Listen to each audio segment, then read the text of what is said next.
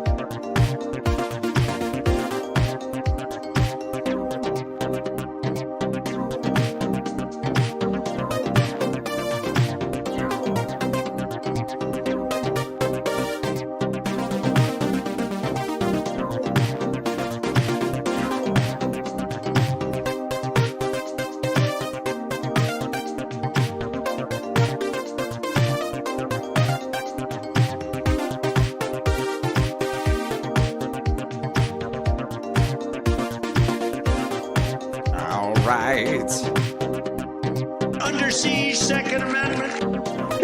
Oh, yeah, that's normal. I think people saw that loud and clear. Don't touch my hands because they're dirty. Asshole. You have the ocean and you have the sun. There's something about that that works. China, don't buy.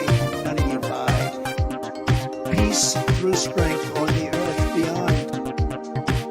PP2. You have the ocean and you have the sun. Lumpy pillows, kiss my ass. I had a beat off. In his sock drawer. We're going to be appointing very pro-crime judges. You could say it's a back door, but I call it a smart door. They said, oh.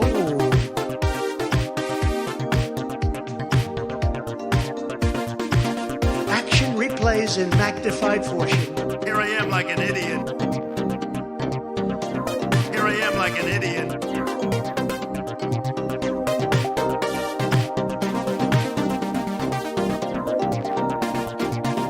Cash. Green cash. First new branch of the U.S. Armed Forces in 75 years. Space Force. Not since the We're going to be a country no more. I actually think it will not be. It will be a country no more. We have to slab it. Who wants people coming in from foreign countries? I like her a lot. Purge the anti-Semitism and pro-terrorism. What you doing? Here I am like an idiot. Christopher Columbus. Christopher.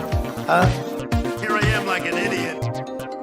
When they gaze upon Yosemite. Here I am like an idiot.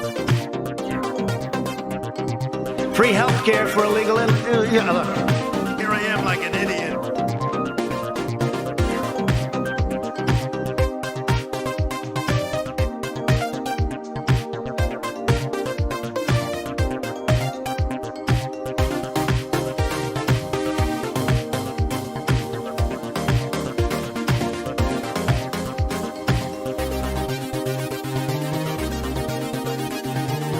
The past wasn't that long ago. Here I am like an idiot.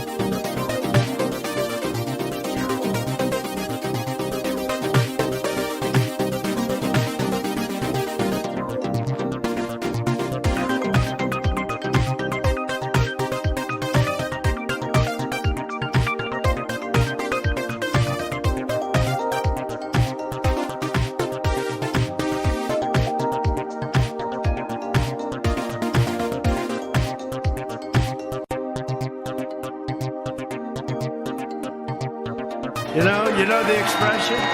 You know the expression? They come after us from every angle. They're after us. And we're here, and they're not. Here I am like an idiot. The numbers should skyrocket downward. I've been involved in the two greatest scams in American history. Here I am like an idiot. We're going to be appointing very pro-crime judges. Here I am like an idiot.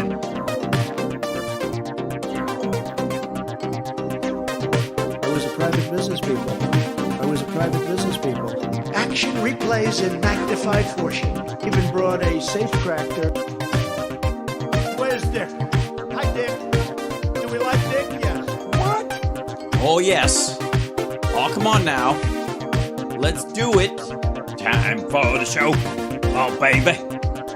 And the question is, do my buttons work? Yes, they do. Hi. Oh, excellent. Excellent. Hi, everybody. Welcome to the show.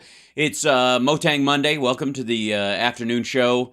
Boy, do we have a jam-packed show for you tonight. You know, folks, and by the way, hello, chat room, you lovely folks right there. Look at this. Look how big I made the chat. Is that better? I mean, it's going to blaze by, and you're not going to be able to read it. You know, that's just... I don't read, obviously. That's going to be a really difficult thing for you to grasp. You're going to see at certain times it's going to... Watch this. How many people are happy that the show is on right now? And now you can see the delay between what I say and what people type, and how the internet, where it bounces off the Spanish servers in space and goes back down to Guatemala, and the Chinese people fix it up and bake it into a cake and then send it back like they did with the votes. Because that's what happened. That's what happened. That's clearly what happened. Some folks say it's very, very, very difficult to understand the Republican theories about election fraud and all this, and not me. Oh, by no means. I get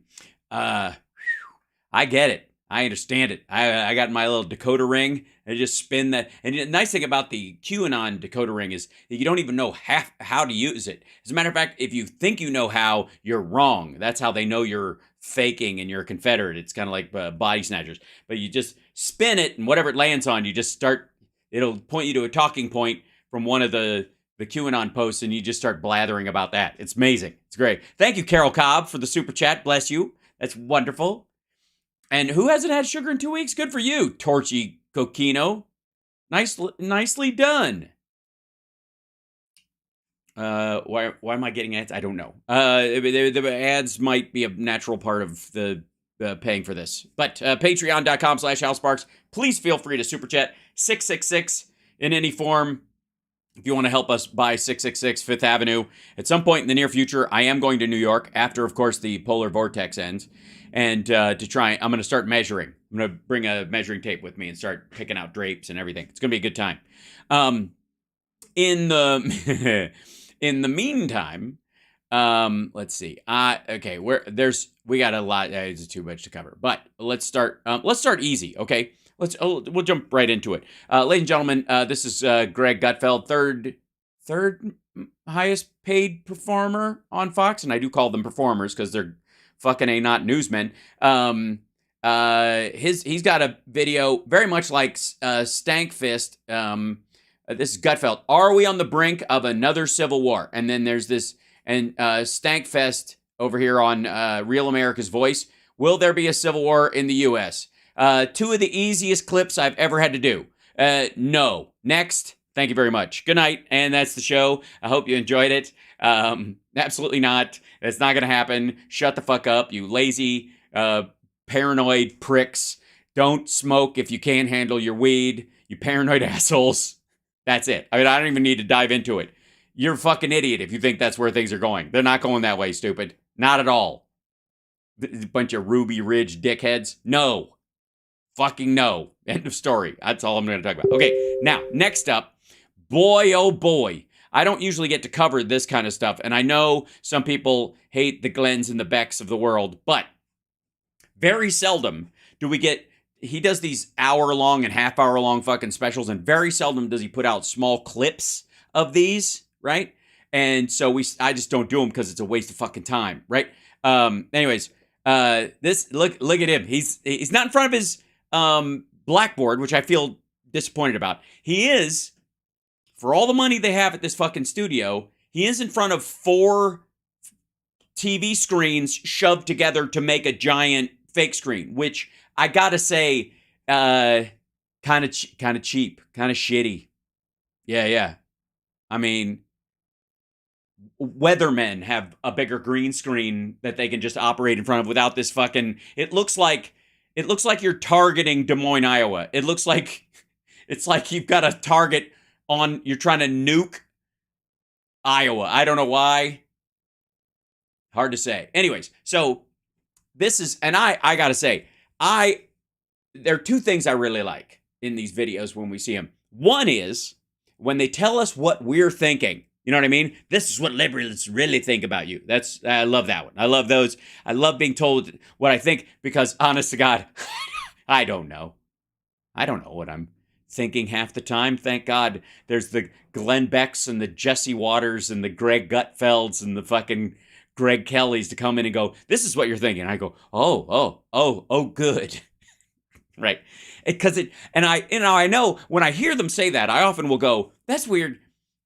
It kind of sounds like what you're thinking. Kind of sounds like a version of your perfect world, just with the roles reversed. Does that make sense? Okay, so, but this is almost a show. But let's jump in here. And by the way, I know that's the only way I can answer this one. Glenn Beck exposes the globalist plan to flood America with migrants. Well, it was about time. I was checking my watch. I know you were. You're like, when is he going to expose the globalist plot to flood America with migrants? When will that happen? And lucky you, lucky me. Here we are, together again. Sorry if this is loud. I'll see. Now, for the global elite. It's very loud. Okay. It's mass illegal migration.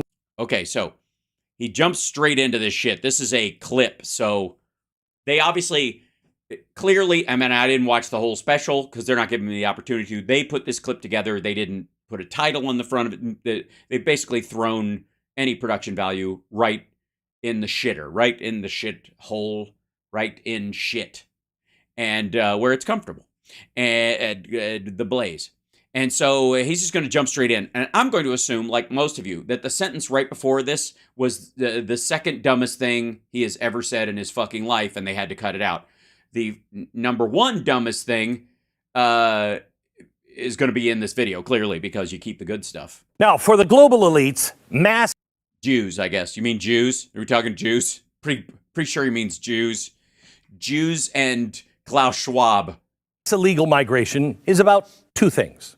Okay. Mass illegal migration, not asylum seekers. Glad you're making that distinction. Is about 2 things. First, they want to flood developed countries with unsustainable levels of migrants to even out the top GOP earning countries in the world, you know? Oh, shit. All right. I gotta, no. First of all, no. They're not taking they're not sending all the dumb people out of countries to the smart countries so that everybody's got an equal IQ. And they're not doing that financially either. That's just fucking stupid. That's not even the talking point. This is totally, migrants work very hard. This is just idiotic. But this is not even the main fucking talking point, right? This is and GDP, by the way, the top GDP earning countries is what he's saying. Flood developed countries to even out the top GDP earning countries. Okay, well, according to Glenn Beck, China's eating our lunch and kicking our ass while they eat our lunch. It must be the whole kung fu thing. And so I guess they're being flooded. The World Economic Forum is flooding China with migrants, are they? Is that what's... That's happened. It's not happening. All right. Their motive obviously is to because if you bring brown people in, what's going to happen is your country will become weaker, dumber, and poorer because it's just natural to them. That's what Glenn is saying because he's fucking awful. Our standards have to go down, and the exceptional have to become, I don't know, kind of meh. Is that what happened to you? Is that what happened, Glenn? Is that what you perceived happened to you? Because I gotta say, you've always been meh. Not exceptional. Second, and as I also such fucking. By the way, I gotta say, you guys know I'm not a purist about this kind of thing, and I think there are a lot of people who cross the border illegally, and they are here illegally because they are doing illegal things, and they're not doing the nice things, and they're not seeking asylum, and they're actually crossing the border to sell drugs or do awful or as economic migrants, and they're trying to jump the line on other people who are economic migrants who are just as desperate as they are, but they're in another country trying to get a visa on the other side of the fucking ocean, and because of physical proximity, they're trying to muscle their way ahead of those people, and there's only a limited number of people we can take, so they get ahead of it, and that's not fair. And there are other people who are, like I said, just as much dire straits, and fucking the Yemens of the world who would be perfectly wonderful as an American citizen, but they can't get in because we're over quota because of the people from South America who can walk here. Now, that said, asylum seekers are not those people, and family units with family already here are not that. It gets to be, once you start paring it down, it gets to be a very narrow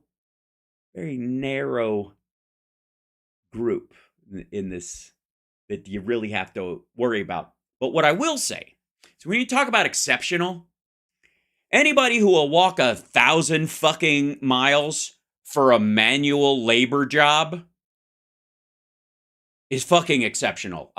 Especially if they're sending half their goddamn paycheck back home to the people who couldn't make the trip. I gotta say, pound for pound, that's pretty fucking exceptional. Yeah? Right? I mean, certainly that person is exerting more effort, drive, focus, and care for their family than this bloated asshole. Yeah? All right. Just so we're clear. As I alluded before the break, there is a crap load of money involved. Okay. You mean the corporations that take advantage of illegal migrants and pay them under the table and undermine the wages of people who actually live here, and also keep them under control by seizing their passports or whatever identification they have, and threaten to turn them into ICE if they don't work for shit in a sweatshop, and that kind of money? Is that what you're talking about? Because that concerns me. Is that what concerns you, Glenn Beck? I'm going to guess not. Especially if you're a corrupt FBI head or defense secretary in Mexico. Okay, first of all, I don't know how much say we have about corrupt defense secretaries of Mexico. It's another country's government. I guess they have their own problems. The FBI head? What the fuck are you talking about? You think these guys have like villas?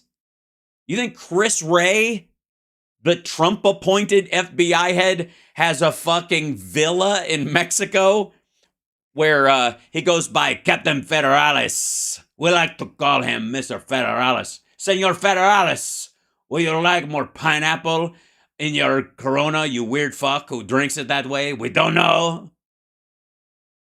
This is, by the way, how conversations play out between a person of Mexican descent in Glenn Beck's brain. This is how they talk.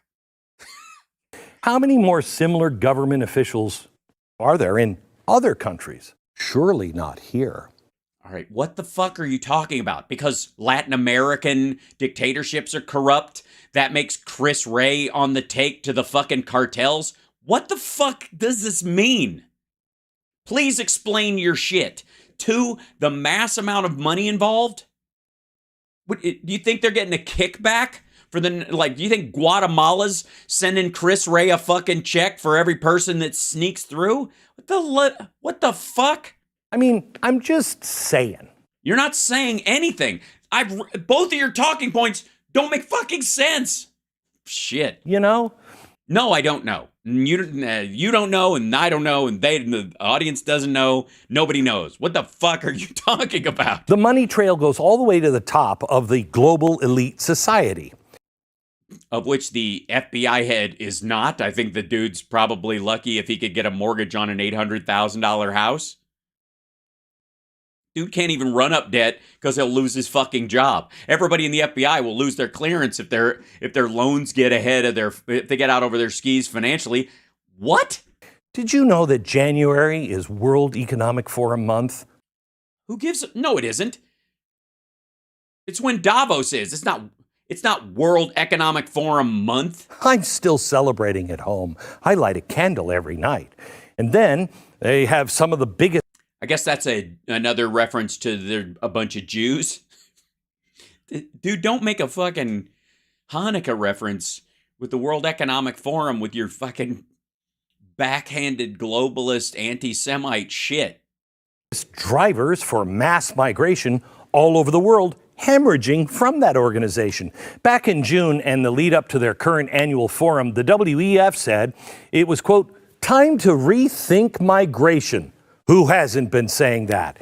But it wasn't, hey, let's rethink it because it might be destroying countries. Instead, it was, how can we double down?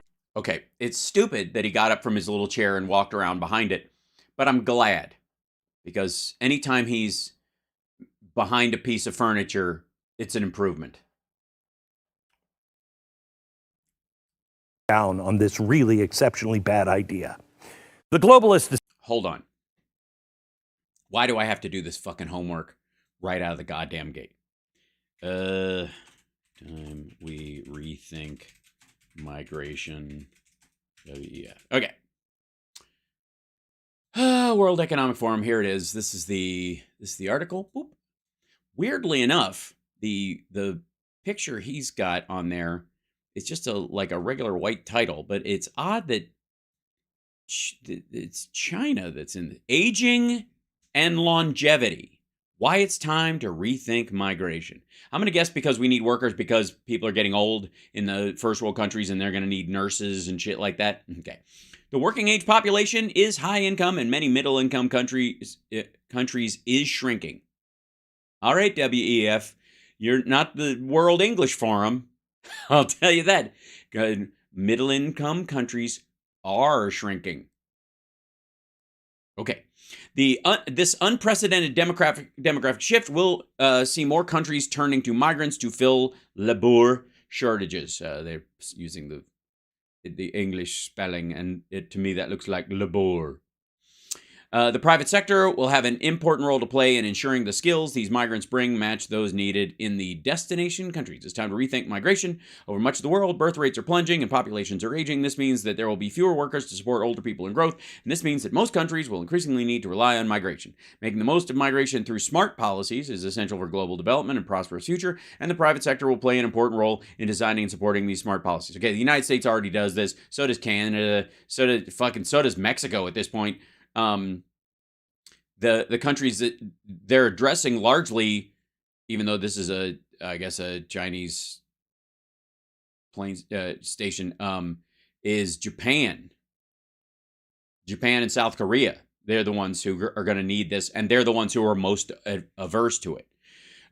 Bring in the private sector. Smart migration policies are about to strengthen the match of the migrant skills and attributes with the needs of the destination society so that everyone gains. Private sector can play an important role in ensuring a tight match and allowing migrants to contribute their full potential to the economy. Decent jobs generally lead to a smooth integration in the labor force and society. Employers can help policymakers identify and define labor needs. This is about work visas. This isn't about illegal migration at all. The private sector is also best place to facilitate knowledge transfers, like teaching people before they come in, hey, you want a job in our country? This is what will open up a nursing school or a fucking elder care learning facility in your country, and therefore come in, right? Yeah. And go as countries age, there will be an increased competition for talent and workers and robots.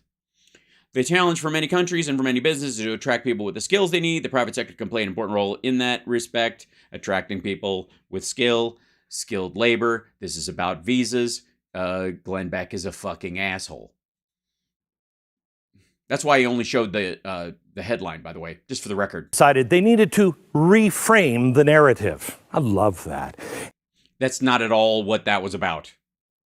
That literally is not even about illegal migration or caravans or mass migration at all. It's about finding skilled labor throughout the world and being proactive in bringing skilled labor to the countries, which, by the way, would fill the quota of most countries' immigration systems, and therefore, as far as the volume they can handle every year, and then the other people, that might sneak in or try to get in on the periphery and say, hey, I can work, or we already got somebody, thank you very much, right? And in doing so, they concentrated on economics and demographics. All a ruse just to enlist private businesses to partner with governments all over the world. Public-private partnership equals fascism. Oh, well, that's simple enough. Shit. I always wondered what a good definition of fascism was, and it turns out it's public-private partnerships. Now, if I may, Glenn Beck, who is an asshole, let me see if I can look up what's a famous example recently, just something I can look at. Let's see. I'll go to this page, and let's see if I can find maybe something that happened in they let us know that was that they'll designed basically as a, hold on, let's see if I can bring this up, a famous public-private partnership. In U.S. history, pioneering, developing, and manufacturing therapies and vaccines in record time. Numbers like nobody's seen before. No medical breakthrough of this scope and magnitude has ever been achieved this rapidly, this quickly, and we're very proud of it, and had tremendous help from the military, generals, admirals, and many of the great people at the White House. Operation Warp Speed is... Yep, there it is, ladies and gentlemen. Captain's log. Operation Warp Speed, the single biggest, most touted part of the Republican bullshit fest they were doing. Where's this? Hold on one second. I've got a... Where is the thing in me do? All right. It's in here, I guess. Oop, there we go. Like the public-private partnership is literally like, hey, we're gonna get Walmart, we're gonna get Moderna and Pfizer gonna make the vaccines, and Walmart's gonna open up their parking lots, and CVS is gonna give you all the supplies, and the military's gonna show up, and you're gonna line up behind fucking army trucks and get a shot, which no maggot would ever say yes to for fucking at any point in their life. Like, there's no fucking way. How many Pro-Vigil did he take before that speech? Probably 20. I don't think he took nearly enough. I think everybody else in the White House was on it except him and Pence. I think they were taking advantage. I don't know necessarily. I think he's got his... I think the benzos were his, and maybe the ketamine at this point. Whatever, and the morphine to get him to sleep. There was a...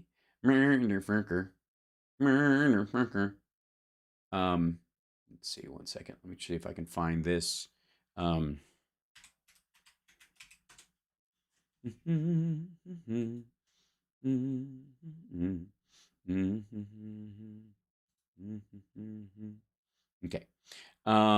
Yeah, there we go.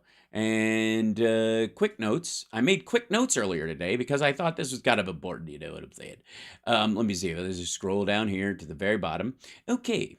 Let's see. We'll open this one. Yeah, there we go.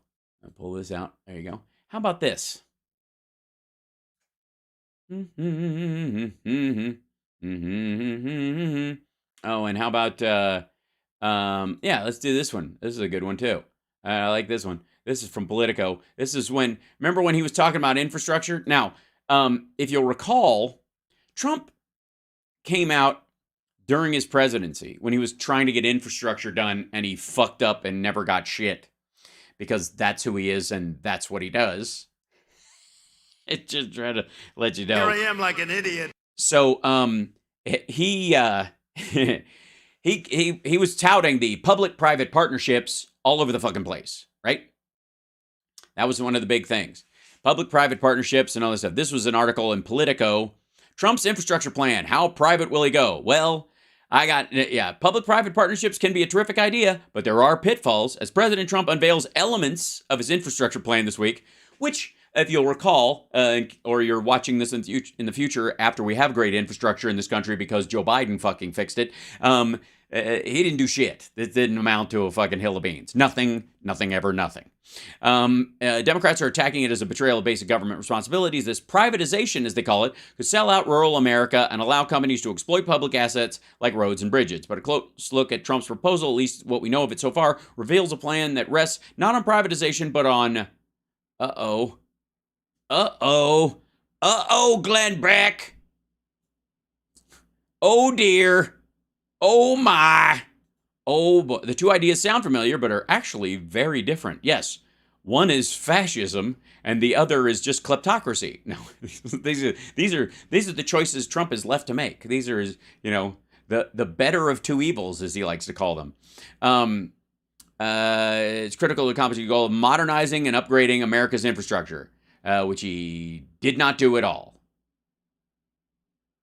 They're proposed using $200 billion in federal monies to leverage an additional $800 billion from the private sector. It's an ambitious proposal, one that, if successful, could permanently change the landscape of America. Well, it wasn't, and he fucked around and was lazy and stupid, and nothing happened. Now, how public-private, and this is why it never happened, how public-private partnerships failed in the Trump administration. After Trump was elected, private equity firms rushed out to raise giant new infrastructure funds. It was a mistake. The idea was that the White House plan would lean heavily on public-private partnerships that leverage federal dollars with outside investment. Everything from bridge repairs to rural broadband to upgrading ports, airports, and highway rest stops. And wouldn't you know it, Joe Biden didn't need any of that shit to get we just passed the fucking bill and just actually funded it ourselves, and then had where you have private companies come in, they would be coming in to just actually do the work. In another WEF article, with second. Governments all over the world, public-private partnership equals fascism. Okay, so I guess the breaking news is that, hi, Linda. The breaking news is that Glenn Beck just called Donald Trump a fascist. Yeah, that was easy. Huh. Took him long enough, don't you think? I don't think he's going to like this, Glenn. Especially when we cut this as a shorter video and pass it around and everybody sees the fact that Glenn just called Donald Trump a fascist. Oops. In another WEF article this month, they... Oh, by the way, sorry, that's unfair. He didn't just call Trump a fascist. He also called him a globalist and a slave to the WEF and probably one of Klaus Schwab's biggest ball garglers. I mean, I'm translating, of course, but that's basically it. State that the IOM, that's the International Office of Migration from the UN, they said this cannot and should not do it alone. They cannot do it alone. Yeah. Well, yeah, because they don't have the right to. UN organizations cannot impose they're the United Nations. They're not an over. By the way, Glenn, you do realize this is you knifing your own stupid fucking argument that the UN is a controlling body that puppets the governments of the world and we're all just dancing to their tune. That's why they're saying this, because they can't do it without permission. They can't impose policies on any countries. This is fucking stupid. Yeah. So we have the globalists at WEF pushing the mass movement populations all over the world. No, they're not. They're actually specifically in that article that you cited, you fucking asshole, pointing to the fact that you're going to need specifically skilled migrants and you got to do something proactive to make sure that those are the people coming to your country, not just stampedes of randos. It's the exact opposite. And they're enlisting private businesses to help them.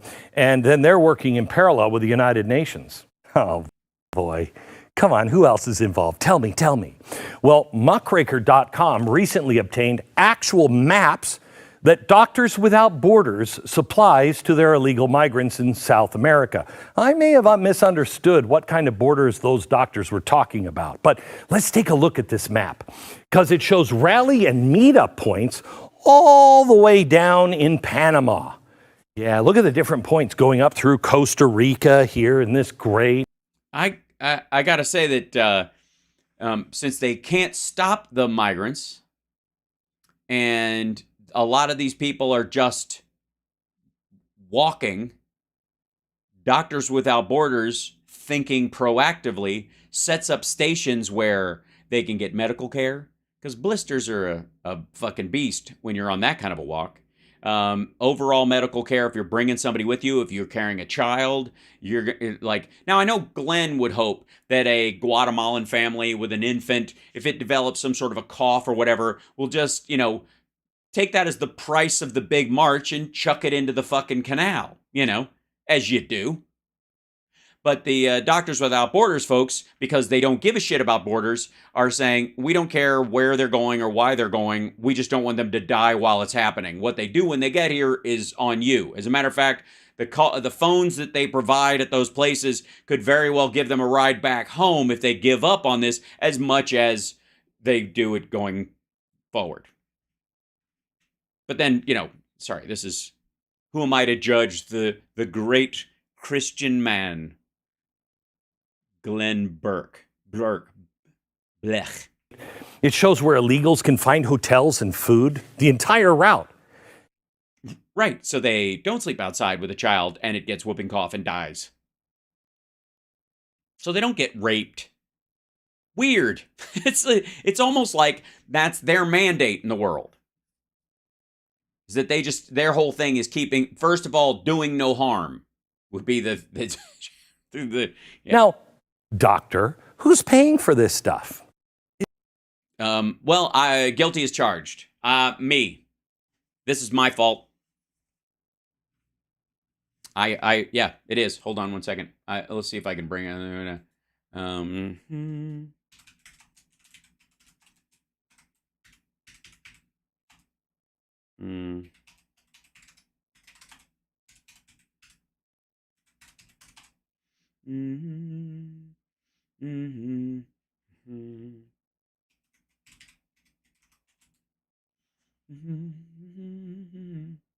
Whoops, hold on. Whoops.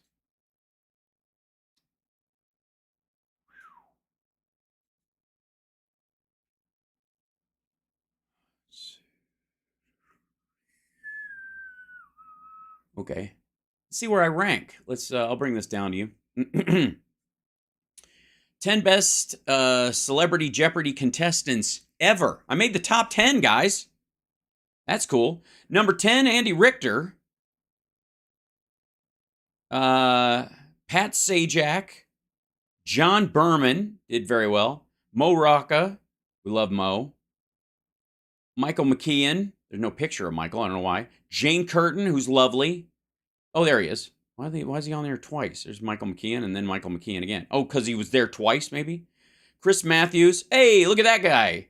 Hal Sparks, 32,000. Queers Folk star Hal Sparks went up against Trading Spaces host Paige Davis, who hated me, by the way, and Julie Bowen, who at the time was starring in the love interest show NBC's Ed. It was a tremendously close contest, with Sparks hitting 2 of the 3 daily doubles, Bowen going 4 to 5 on the ostrich category Double Jeopardy. Bowen had the lead going into the final, a question about the Queen Mary, but Sparks bet everything he had, and Bowen bet too timidly, and thus was able to leapfrog her and take the win. And look at that young guy. Look at him. Look, he's a kid. He's a little sprite. Anybody have any idea where I gave my money? Because I didn't take the like 32 is after taxes. The winning pot was $50K for your charity. Anybody know where it went? Does anybody know what my charity was? Hey, look at that. Physicians Sans Frontières. I have aged a bit. I finally have a jaw. That's for one thing. I think that's the thing. That's the one thing. Like, you know, like I don't think I've, I don't look any, you know, I still have the same lines in my forehead that I had it then. Those are comedy lines, right? Right. But you know, for the most part, I'm holding it together. Yeah. He's a good kid. He's a good kid. He's all right. And it's good that they let me lean this way because you can't see that my ears are different heights. See this? I got one ear right down here and one ear up here. It's why a long hair helps. And if I tilt my head a certain way, you can't tell. Yeah. So, anyways, I kicked ass and Paige Davis fucking hated me because I slaughtered her. And then I beat Bowen at the end because she was close to me. But I believed it. I knew I had the answer right. So, anyways, I think it was like it was simple. It was like Howard Hughes, some shit like that. Anyways, it's been a while.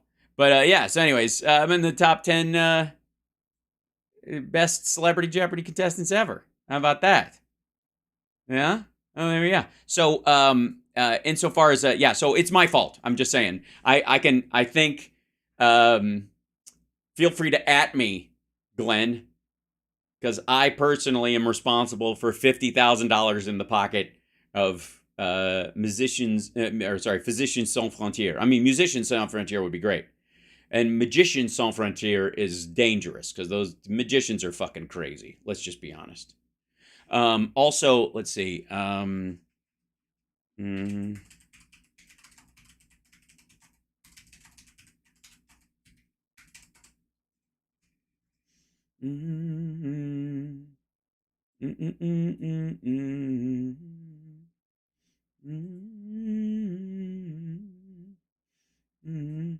While we're at it, just saying. Learn CPR, kids. I can't keep fucking doing this all by myself. This guy was a Guatemalan immigrant. I myself am I think I qualify as a Physicians Sans Frontières on my own. There you go. According to witnesses, Sparks rushed to the man's aid and administered mouth-to-mouth while a woman performed chest compressions. I also did chest compressions and stuff like that, but she helped me time it down. She's lovely, lovely lady. And then yep. How late? Like somebody asked, Hal tweeted about the incident saying, just did CPR for the third time in life. What a night.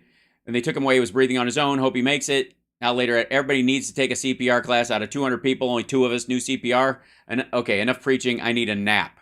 Also, they helped me get to my flight, which was lovely of them because I was going to miss it, obviously, because of this thing. And they I think it was Delta. They were nice enough to help me reroute through there. But anyways, so Physicians Sans... look out, Rita. Physicians Sans Frontières is my fault. Is Doctors fucking asshole. Without Borders really? And if they are, who's giving them the money? I think they should spend it on bandages and eye things. Eye things? Bandages and eye things. Now, per their website, some of their corporate donors, you're never going to believe it, Google, Microsoft, Bill Gates, and Bloomberg. Why is my name not on there? Well, because I'm not a corporation. I'm just a great human being. Now, are they knowingly funding this? I mean, we don't know. But is this what the WEF calls? Yes, they are knowingly funding a medical organization that looks beyond borders and makes sure that people survive in very dangerous situations, especially in refugee situations or in migrant marches or in war zones, all kinds of stuff. All to private business brought them. Now, going back to their detailed map, detailed routes are charted here, where you go, okay, directly right in to Mexico. First of all, fuckhead, shut up. Shut the fuck up. Don't give me this shit unless you have one path and everybody takes it. That's the path people are taking. These are their stations on the path people are taking. They know which way people are going. Secondly, there's like 9 different ones. What the fuck is this one about? In the middle of fucking nowhere. What's this shit going? What are you talking about? Look, this looks like a main traversable path that goes this way and maybe a breakaway here, but they're all over the fucking place. Yes, they're near areas, and this might shock you. They're near the paths, the roads that the migrants will walk down. In the cities, the migrants will walk through, where the people of those cities often have to deal with the elements of large migration, as far as just groups of people overwhelming their healthcare system and poverty and all kinds of other, yeah. Okay? No, not okay. You're an idiot. This is stupid. This is fucking ridiculous. And also, why is Muckraker putting it up when it shows this is on their website, fuckhead?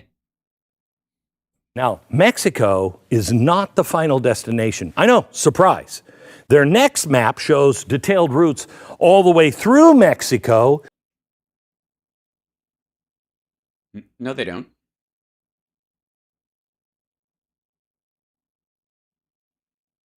First of all, that's very detailed down here. What the ever-loving shit? Do most of these people just give the fuck up and stop walking right about here?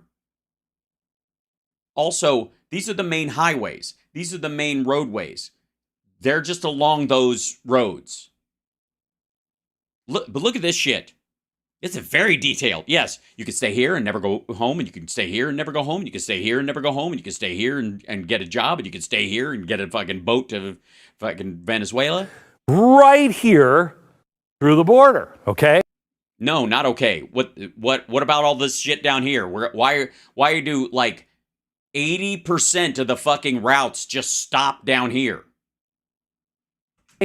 Now their next map. Look at this shit. Look at that. The fuck? All this you know what this says? Look at the map. It is abundantly clear that the vast majority of the people that enter Mexico from the south, from South America or Central America, stay in Mexico. And not because they're being told to remain in Mexico, because they just do. Shows, the routes through America to Canada. No, there is no other map. It ends with America. That's because we have a functioning medical system and we have the material support available to people, migrants and the like, within our country. You don't have to walk to a free hospital or some shit like that. We're literally responsible for, if somebody dumps you, hospitals have to take you in and care for you, which is not the case in most South American countries and Mexico. Now, I'm curious, does Doctors Without Borders know that they're contributing to human trafficking?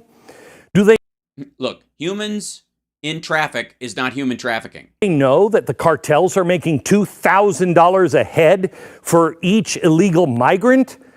Well, not after Title 42. The business model has been destroyed. It just takes a little time for it to cool off. Do these Doctors Without Any Borders know this? They don't care. They're only taking care of the humanity. They're not doing the politics of it. They're the ones making sure that people just don't die. Hey, okay, Glenn, the option is that it goes from human trafficking to human corpse trafficking.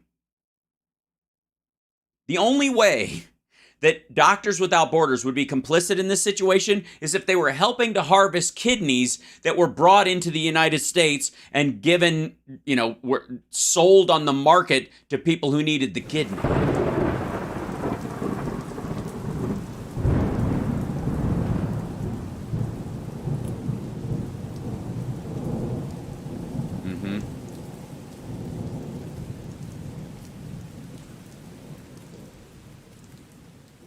Can they even really call themselves doctors if Yes, if they're providing medical care with no strings attached?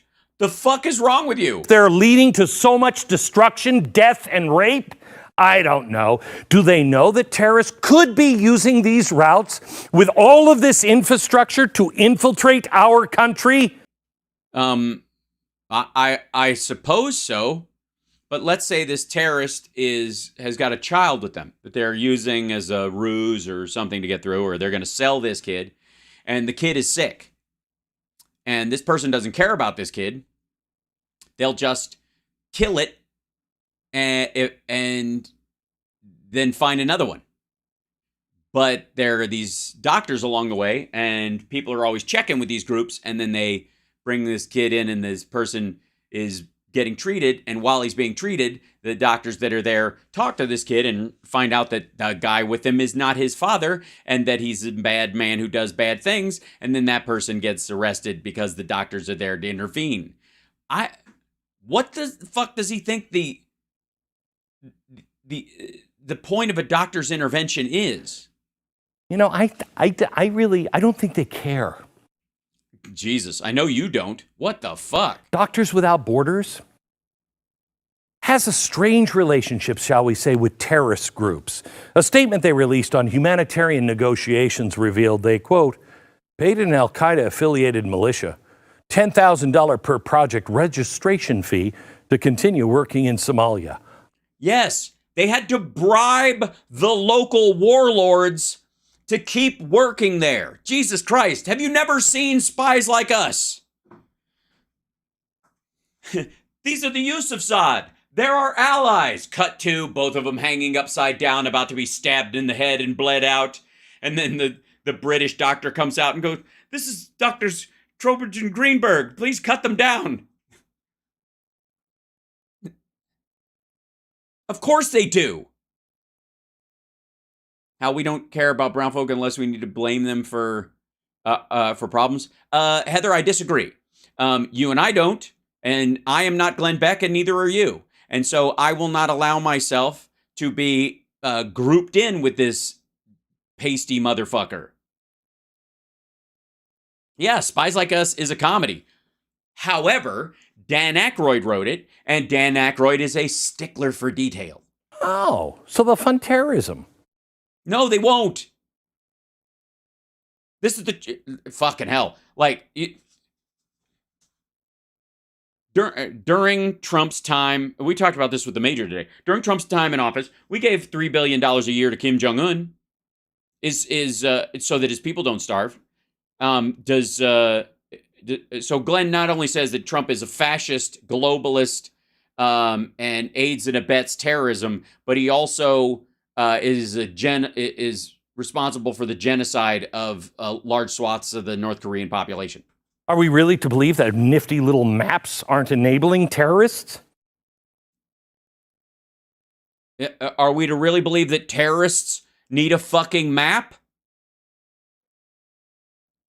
Seriously, what fucking terrorist gets dropped off from fucking the mountains outside between Pakistan and Afghanistan, gets boated over, what the fuck, rides in the hull of some shipping container ship, and then ends up in fucking the Panama Canal, hops out, and he's on a mission to go kill Americans, and he's like, fuck, I walked to Brazil. Shit. Oh. Pardon, do you have a problem? Yeah, I got a thing in America, and I can't find my way up there, and I was, here's a map. Oh, fuck, lucky me. Jesus Christ. You know, do you think terrorists can't find the fucking United States or don't know what the route is? If they've got the internet just like you do, you tit. Muckraker also obtained this map. This one's from the UN's International Organization of Migration. Each one of these cute little dots here represents consulates and commissions that migrants can navigate, in between their way up to the United States. Right, where they can register as asylum seekers and go through the legal process and either be allowed in the country or denied, instead of just storming the fucking border or being used by cartels or being raped or being fucking sold or any of that shit, you dumbass. That they set these things up to to protect this particular group of people. Now, from the IOM UN website, They believe that it is now time to harness the powers of migration. Now, I thought this was all about helping the oppressed people in the world.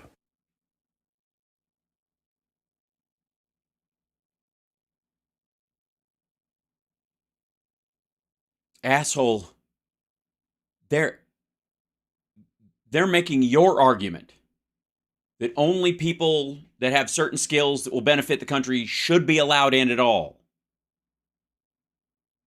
You don't even know when they're on your fucking side. This kind of sounds like a different kind of motive, doesn't it? A practical one? Well, also, for the record, the other thing that you're saying is a motive is just made up in your fucking empty dome, so... Check this out. It is clear that the Sustainable Development Goals cannot be reached without safe, orderly, and regular migration. Regular migration, well, everybody's coming up here. Maybe we can go to a special camp, ourselves. What the fuck? Are they preparing a surprise for us? No, they're not, you dipshit. Regular means orderly. I mean, it's the same thing. Safe, orderly, regular. This balanced, shaped. They got a process. Yeah, you know what? Fuck it. No, yes, Glenn, they're going to put you in a work camp. And every fucking day, they're going to go, can we turn this into a fucking... a camp that does something else? Because this asshole is incapable of doing anything. Every task we give this fucker, he screws it up. So this is really about Agenda 2030, which... Oh, God. But, it's not Agenda 21? Whatever happened to Agenda 21? Or Jade Helm? I mean, come on. Weren't they supposed to take over by now? Remember, is a complete conspiracy theory, except it's on all the websites. And the Great Reset, which again is another conspiracy theory, except you can find it on the WEF website. Yeah, but the way they regard it as far as like fixing some of the countries that are completely crashed and restructuring the debt they could never get out of that they've been put in by dictatorships and warlords and that kind of stuff, finding some way to kind of even them out so they can start fresh because it's not the people's fault with a bunch of these countries, and just forgiving the debt in the middle of it, which is essentially what the Great Reset was about in terms of the WEF, is not the same as we're all gonna fucking eat bugs, you tit. Now, who funds this transformation of American life, culture, society through the UN? Us? Well, you're going to be happy to know you do. Right, of course. Also, the UN doesn't make this happen. And this is our idea. Asshole, one of the ways we limit mass migration, especially mass unregulated migration, is to help some of these countries reset and get back to some sense of sustainable life, to be able to grow some on their fucking own. What, you think we paid climate reparations because of liberal guilt? No, because if the structures of a lot of these countries just collapse, these fuckers are going to be stampeding across your border. That's how it works. The United States of America, nobody gives more money to the UN than us. Yeah, because we're awesome. Now, here's a map from Muckraker that was distributed by... Does Muckraker do all of your fucking homework, Glenn?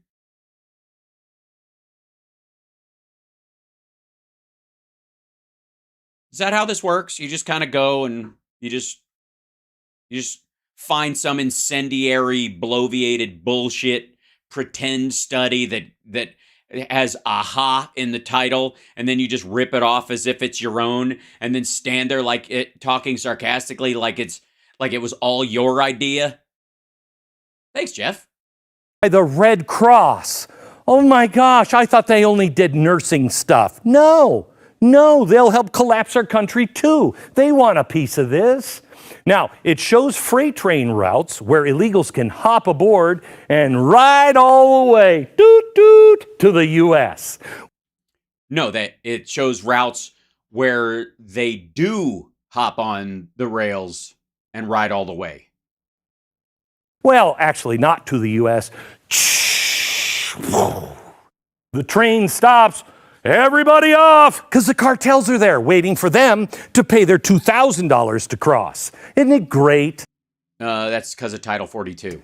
And who are the biggest funders of the Red Cross? Yeah, you're going to love this. Ooh, American Airlines, Walmart, Walgreens, donors committing and or raising $1 million or more, the Coca-Cola Company, Fox, Target, and on and on and on. It's the Red Cross, you fucking asshole. Okay, can I just say that this is how you get proof that this prick has never done anything to help anyone else in his life unless it was a PR stunt.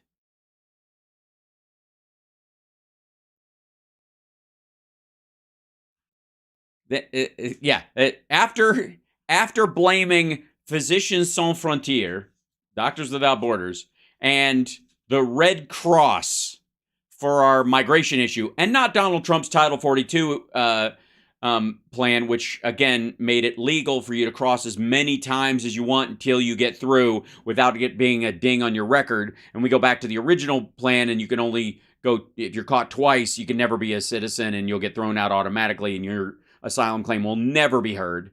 We're back to that now, which is why migration is slowed by 50% this month alone after a spike, because everybody had their one shot and we caught them and they all went back and then it just dropped off. That's how this shit works.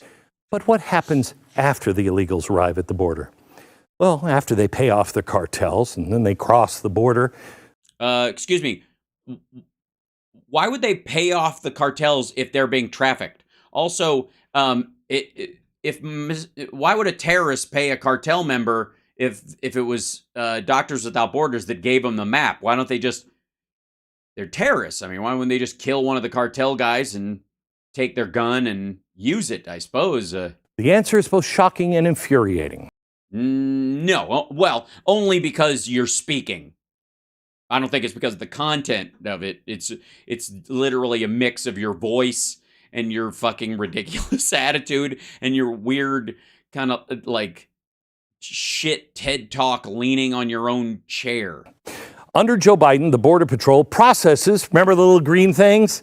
They process all the illegals and then mostly release them to other NGOs. And at this point, poof, David Copperfield. I can't find them. Bullshit. Then why are you complaining about them being put in schools? Or why are there these camps in New York and in Chicago where they're all housed and they have to be, on a cold winter night, they had to be put inside of schools because you know exactly where the fuck they are. Do you know where the Catholic Charities is? Yes, you do. Well, those folks keep track of them. Now, one of the reasons why you can find where these fuckers are, but it takes some work. You know why? Because assholes that watch the blaze will kill them.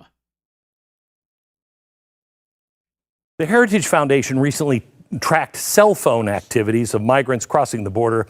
So I guess you can. Going to some of these private NGOs. These cell phones revealed here activity at all major immigration NGOs in border states from all across the southern border. That makes sense since they're passing out like information on call us if you're making an asylum case or you need a lawyer and that kind of stuff and you're in the country, they're going to reach out to them. Yeah. The migrants are then placed on buses and then spread all over by Greg Abbott. The country. Yeah, fuck you, Greg Abbott. Let me show you this map. It's exciting. It shows the routes that the illegals are taking. No, it doesn't. It shows the major highways in the country over a non... I don't see a time. Yeah, I don't see it. There's no time based on this. It's just kind of the numbers. And by the way, related to these NGOs, so anybody who works there also qualifies. So wherever their phone is pinged, this is where like somebody down here calls somebody up here. It's the same fucking thing. Fuck including off. Their destinations. Well, then I guess we do know where they are. Now, this sure don't look like an invasion to me. No, it doesn't. It looks like most of them are staying in Texas. except the ones that have relatives in Seattle. The Valverde Border Humanitarian Coalition is one of the main NGOs. They're moving illegals into the country. Everybody says, oh, Greg Abbott in Texas got to stop sending people. They're not the ones. These NGOs are. Well, they're just sending them to Texas to be processed and then helping them find an NGO. But it's him that's dumping them in the middle of cities with no safety net, no organization. If there are immigrants getting lost, it's because someone puts them on a bus to someplace that doesn't know they're coming with no plan once they get there. If there's a single terrorist event that's caused by an alleged migrant in this country, it's going to come back to a bus that Greg Abbott put them on where they just ended up in a random city, where they just found a fucking burner phone and called some, member of their cell and got at it. This is a normal day at this NGO in Texas. Crowds of illegals waiting on their buses. No, it's not a normal day. This is 12/11/23 to 12/16. This is the weekly total that they're talking about. CBP released 3,197 individuals to their group. Okay. Yeah, 3,000 people in a country of 340 million ain't a lot. And that was at the peak. December was the peak. That's the highest number. And now it's dropped by half. Just to be shipped somewhere in the United States. Well, no, they know where they're going to send people. It's the only time they're ever sent randomly is when Greg Abbott does it. Another day. And we could do this all day long. It's never ending. Yeah, it is. Also, there's a lot of kids and women there. I don't know. I'm just saying, if that's the invading army, I'm not worried. Their numbers are shattering records every month. Where are they going? No, they're not shattering records every month. They broke a record in December, but every other month they've been going down. And one of the only reasons, and you'll like this. This is kind of like how Trump won Iowa. The only reason they had as many contacts during the month of December is because there were more people down there than at any point. We had more agents on the border starting in December than at any time in our history. So, of course, more guys are going to see the same people, and the same people that you're walking. This guy actually arrests that person, but two other people saw him and go, I saw a person too. And then they don't coordinate, and suddenly one person is three. Oof, don't worry about them. That's why there's only 3,000 people at that thing, not 65,000 like they pretend. Where are they from? Well, besides South America, Which is obviously, you know what that means. buses host illegals from Africa. Ew. Africa? How dare they? China. Yeah. Now the question is, does Glenn think that this person is escaping the CCP and therefore he'd be for it? Because what would you do? Or does he think they're a mole for the CCP and they're going to change America into a commie state? Probably the latter. Russia, and on and on and on. Yeah, a lot of smart people fled Russia. I saw that guy from, he was from the Middle East. He's like, you don't know my name. You'll certainly will know my name soon. Oh, that. Why does that guy have that guy from the Middle East has a Russian accent? Also, he was caught. It sounded great. Really, it does. Before Texas began directing these buses to blue states and cities, it wasn't clear where they were going. That's because they weren't going anywhere yet. They were still being processed. He interrupted that process and dumped them. The political maneuver appears that's all, folks, to be working. Democrats in their strongholds, in their sanctuary cities are like, ow, make it stop. Yeah, that's what we've been feeling on the border for a long time now. Okay, you haven't lived on the border for a long time now. I'm pretty sure he lives outside of Austin. He used to live in Colorado. He moved, I think, to Texas to hope that it would make him more macho, and when it didn't take, he was like, well, at least Alex Jones is more bloated than I am. So where will all these illegals ultimately end up? Either they'll be expelled because they don't meet the asylum requirements, or they will meet the asylum requirements and therefore be able to get a work permit, then perhaps a visa. Then they'll have a 2-year period where they could go back to their own country, or they could actually become citizens in like 10 years. Your mood's not going to improve. You're right, because I'm in a pretty good mood, actually. Yeah, feel pretty good. You know why? Because even as frustrating as this whole conversation is, there's a gift in it. There's a gift. There's a thought that drifts across my transom as I watch it that makes me feel a lot better. And it's just knowing that I will never be this bigoted or stupid. You know what I mean? Like, it's good. It's good. It's good. It's good. It's good that there's a floor. You know, each of us is like, I'm probably capable of terrible, terrible things. And I certainly am. But I think there's a floor, that I'm just not going to go below, And that's nice, because I get to look at it and go, ugh. I recently did a documentary for Blaze TV on the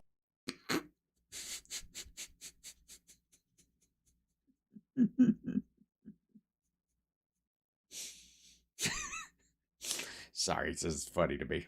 Documentary and Blaze TV in the same sentence. land development that houses thousands of illegals just a few minutes outside of Houston. Oh, so you could find some of these people. And how's that working? At Colony Ridge. Really? The ironically named Colony Ridge. Yeah, it's like a third world country, and it's all It's like a third world what? Yeah, it's like a third world country. And I don't know. Maybe I'm missing out. What's that like? What's I mean, I would imagine they're again, it's like pizza, even when it's not great. It's fantastic. and it's all legal, and it's happening all over the United States. Now, for the global... Hold on. No, it isn't. Wait, was that the end of this fucking shit? Wait. It just dies there? Your mood's not going to improve. Okay, yeah, this is the tail end of it. I recently did a documentary for Blaze TV on the land development that houses thousands of illegals just a few minutes outside of Houston at Colony Ridge. Yeah, it's like a third world country, and it's all legal, and it's happening all over the United States. Now, for Okay, let's just end on this thought, if I might. And chat room, I adore you guys. Can I just say, Glenn Beck is like a third world country, and I'm just saying in general, mainly because of the smell. It's the smell. No, it's not like that all over the country. And also, even when it's in this in the United States, it's not a third world country. A ninth world country, not a third world country. A ninth world country. That's right, a ninth world country. Here I am like an idiot. So we made it. That was rough. Boy, was that a bunch of shit. Glenn, you're a bigot and an asshole and a fool, and the only upside of that video, besides the fact that I think we all feel better about our own character, even, like, boy, a lot of us are like, wow, I used to think I was a bad person. I, had a tricky upbringing and some questionable reactions to things over time, and I've made mistakes as a human being. But thank God there will always be Glenn Beck to be a tuning fork for shit, so that I will always know, hey, there, but for my own fucking grace, go I. Oh, I just got a delivery at the door. That's so weird. I'll get it later. Called Glenn a tit and I inferred that he was. Yeah. And I know it's like calling him an asshole. It's rude to assholes, because assholes are useful. So, all right. Where do we go next? Can I just say real quick, like this clip came up. Let me try to scroll this down so you can just see what the title of this one looks like something I would cover. And UAW endorses Joe Biden's failed economy. Real America's voice. Boy, oh, Shevitz. Man, that's, you tell him.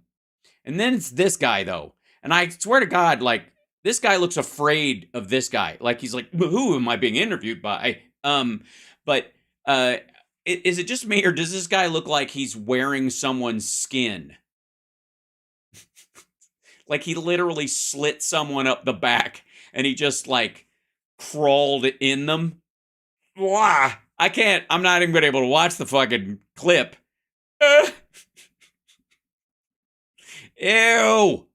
All right, let's go to two huge fucking losers, by the way. Also, for the record, you know that clip I played earlier of Donald Trump talking about infrastructure that never happened? That's the same that's the same day he said Steve Bannon was a good guy, and he ultimately, would end up pardoning him for cheating maggots out of their money. So there we go.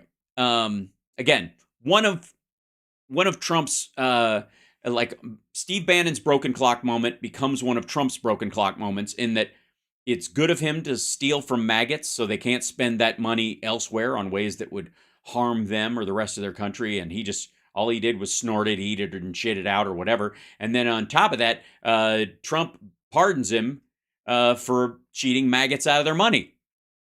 What's not to like? You know what I mean? It's a broken clock is right twice a day. And in this particular case, it covered all the bases. All right. This is Mike Pillow, everybody.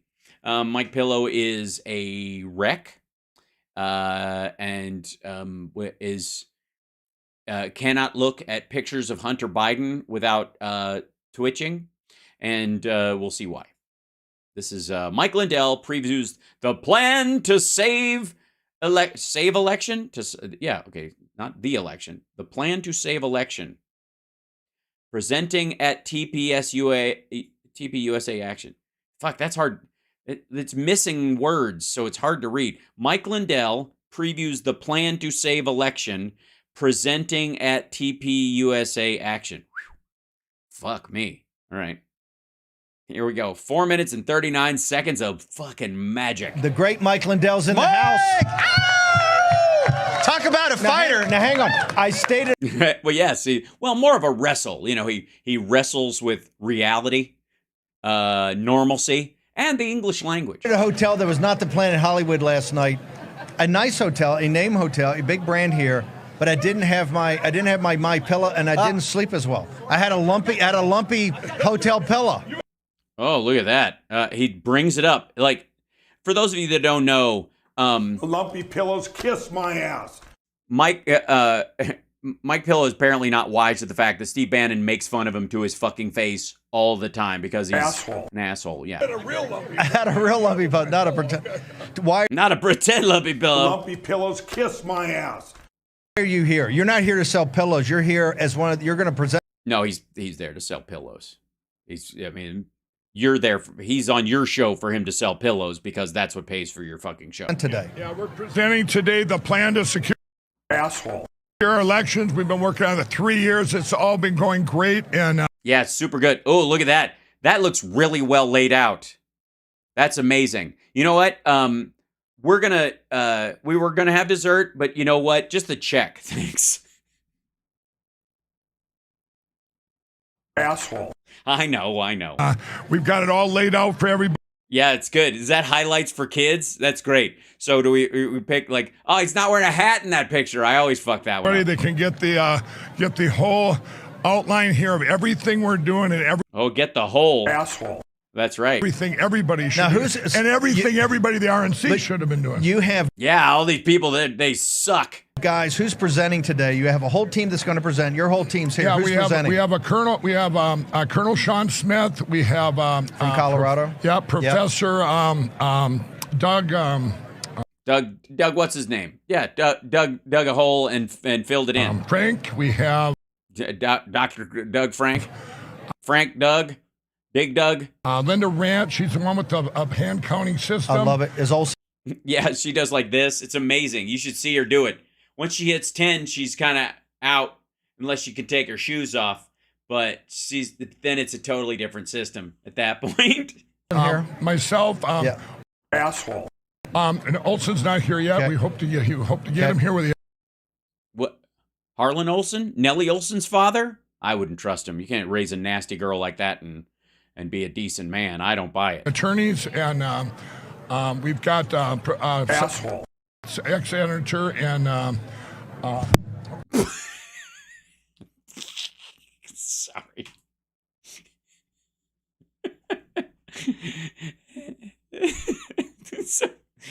I didn't even notice. Steve Bannon is using the power of his mind. He's been reading a book on psychokinesis, and he's just sitting there going, I wonder if I can make that mic fall with my eyes.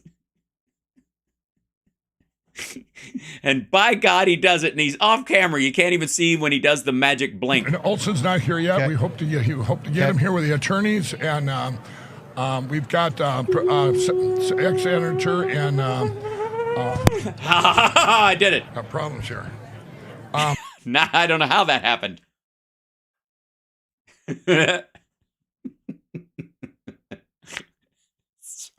Sorry. Attorneys, and we've got ex-senator, and Okay. got problems here. I didn't do that. I didn't do any of that. And I promised I would only use my powers for good. Jeez. Ralph, will you just put on the pajamas? Lumpy pillows and Lumpy pillows, kiss my ass. Really? You got to bring it up, man. You just fucking digging him. Asshole. Yeah. a weak And mic. Patrick, Fuck. He just straight up said it. Lumpy pillows and a weak mic. Why don't you just call him a bitch and slap him while you're at it? God damn. Dude pays for your fucking show, you dopey bastard. Callback from Callback, Michigan. He's going to be here. Fantastic. He'll be laying out the whole outline. Hold it. So you're going to lay it out to this audit. You're going to lay it out to this conference. It says resolve. Do you want them to move something here? Do you want them to do something? Yeah, they'll all be. Do you want them to do something? They all need to go to lindellplan.com. Yeah, but after You that. can learn everything there. Yeah, learning is only, obviously only half of it. You got to practice the skill. Everything we've been doing, everything, Steve, that the RNC should have been doing for the last 3, 4, 5 years. And we have to secure. Yeah, fucking Republicans, am I right? What a bunch of ineffective. Like, I don't even know how in the world this is just maddening. Like, they suck. Republicans just suck. They suck at everything, right, Mike? Here are our election platforms. We're well on our way. We have over 200 counties committed to paper ballots and counting. Yes. He's got 10% of the counties that have less than 13 people in them. And at least one pituitary case that has 12 fingers. I got everybody. I don't understand. A smart guy. Don't understand. This planet's maddening. No one understands anything these people are saying. It's maddening. In the country, we've got big things going on in a lot of states right now, but we're going to do one big push at the end of February. Yeah, it'll be good. Yeah. You know what? Hold on. I'm going to hold my breath till then. With the whole plan. So all the things we're putting together now, we're going to do it all at once, Steve. It's like when they come across the border, they try and Why get in the us all- RNC, why are these folks here, Charlie Kirk and this great team at Turning Point, why do they have to do it in the grassroots, in the precinct committee, in the school board people? Why are they doing it? Why is the RNC not doing it? Why are you not the RNC? Yeah, here's the thing. We hope a lot show up at the 168 because as we've been going forward the last year, especially... Can't do it. I can't. I was going to hold my breath till he solved the election, but I just... They say don't do it, and I should have listened. Yeah. The last year, and since August, since we implemented the plan, we get... Oh, the plan's already been implemented. I don't even know. Why do I need to go to the website? It's already in... What the fuck? Am I that late? Into these counties, Steve, in these states, and our Asshole. our biggest pushback and blockers are who? Our biggest Bush pass, which became pushback. The GOP, the Republicans, the... What the hell? Asshole. I mean, the Republicans, am I right? What a bunch. They're terrible. They are Mike, if I was you, I wouldn't vote for any of these assholes again. I mean, say what you will about the Democrats, but the fucking they got an infrastructure bill passed. They get what they want. I mean, you can't argue with strength at a certain point, can you? Shit. I mean, come on. Yeah, you're just gonna keep throwing your money at rhinos and assholes like that? I mean, honestly. Uniparty. They sit there and block us. We want, after we get done talking to them today. Uniparty? Why? No. Fuck you. Republicans aren't our fault. We're doing what we want to do. The whole point is, if they're siding with us because they're turncoats, then that's your fucking problem. We're actually doing what we're saying. We're being honest. We want to go county to county in every county in the United States, and we want. I've gone county to county, and it's can be exhausting, right, ladies?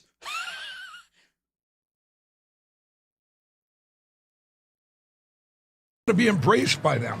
We are the plan. This is. Well, I rest my case. I went county to county and was embraced. Well, that's what touring's all about in the 90s. The plan to secure our election. We just don't want to be blocked anymore, but yet we want to be embraced. Good luck with that. Good luck. We don't want to be blocked. We want to be embraced. Don't we all, Mike Pillow? I remember all my life, raining down as cold as ice. Shadow of a man, a face through a window, crying in the night. The night goes into morning. Mike Pillow is an asshole. Look, I don't know if they embrace what we'll see today. The But we just don't want to get blocked. Okay. Yeah, we're not gonna. You're gonna. I'm sorry. You're gonna get blocked. There's nothing. This isn't going anywhere. No, sorry. It's not really. I don't know how you. Nothing you can really do about it. You just. Yep. You're fucked. Yeah. Whew. Must suck, Mike. Yeah, you're gonna. I don't want to. I mean, spoiler alert, but you're fucked. Give me a minute on. I noticed you weren't on Fox News this weekend. No. Oh, Jesus Christ. He brings up lumpy pillows. He says his fucking... And now he's bringing up that Fox has dumped his ads again. This dude is just... Honest to God, why didn't he just fucking throw a bag over Mike Pillow's head and kick the shit out of him? This is fucked up. We weren't there yet, Steve, again. Do you have your meeting with Suzanne Scott yet? No, I have not had that yet. Meeting. So what if... God damn. Like, he's fucking with him. This is not... Like... okay, you know how they say that, like, and I've told you guys about this, but like the CCP has these anti-CCP people that it pays to like divert money from the anti-CCP crowd. So they go around speaking to groups and raising money, and then that money goes to this person, and that person just throws it out a fucking window, essentially. And that money doesn't go where it might actually do some, have some impact on what the CCP is doing, right? Like electing Democrats, for example. And so Steve Bannon's friend Guo Wenguai is one of those fucking people. He pretends to be anti-Chinese Communist Party, but he actually works for them, and it's a big money laundering and like it's a money diversion scheme. Okay, the same thing is true of this motherfucker. I almost think that like he's gonna unzip himself, and it'll be like Adam Schiff. Like, and this is if Adam Schiff was Andy Kaufman, because he kind of does look a bit like him. If Adam Schiff was Andy Kaufman, this is his Tony Clifton. Tell him about you fucking asshole. Tell him about your lumpy pillows, you asshole. That's what I said. Tell me about the specials that this audience in the War Room posse can get from My Pillow. Yeah, you guys, all the commercials we did, we set up all these amazing commercials for Fox like we do. Oh yeah, they're so good. They're so good. They're so entertaining. You know what I mean? And they're like, they got heart, They're like, they're kind of like the progressive ads with like Flo and the Caveman and the Geico ads and all that kind of stuff. Like all those, but without any humor or soul.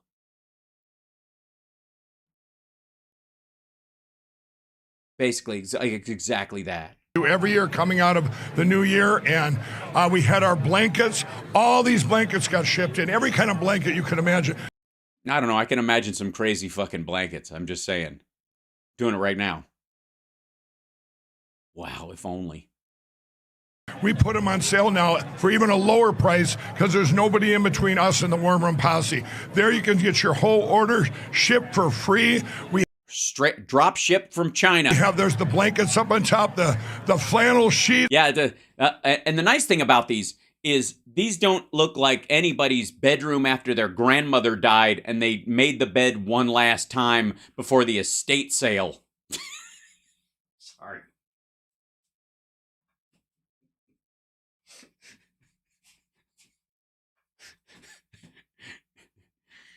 I don't know, the bed looks fine. She fell on the floor.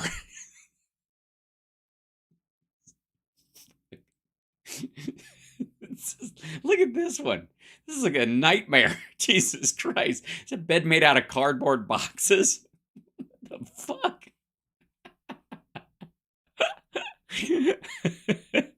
Oh, fuck me. I was trying to scroll the page down like an asshole. Sorry. And the My Pillow 2.0, that commercial, they were going to be 30. This is looked like after the murder happened and the cleaning crew came in. We got most of the stains out, but we had to turn the mattress over because you're never going to sell this house if they see that stain. Sorry. I watch way too much true crime. $39.98. We took another $10 off for the Warm. Wow. That's interesting because you always take $10 off. It's interesting. It's almost like this is illegal. Oh, wow. $29.98, $34.98. Wow. Your whole order is free shipping. So we Well, yeah, of course. just took everything Fox would have made. We pushed it to Let the me give people. you a Harvard Business School term for this. For Walmart, Big Box, and Fox, we disintermediated them, so now the savings come right to you. Go to Yeah, that's great. You just killed his fucking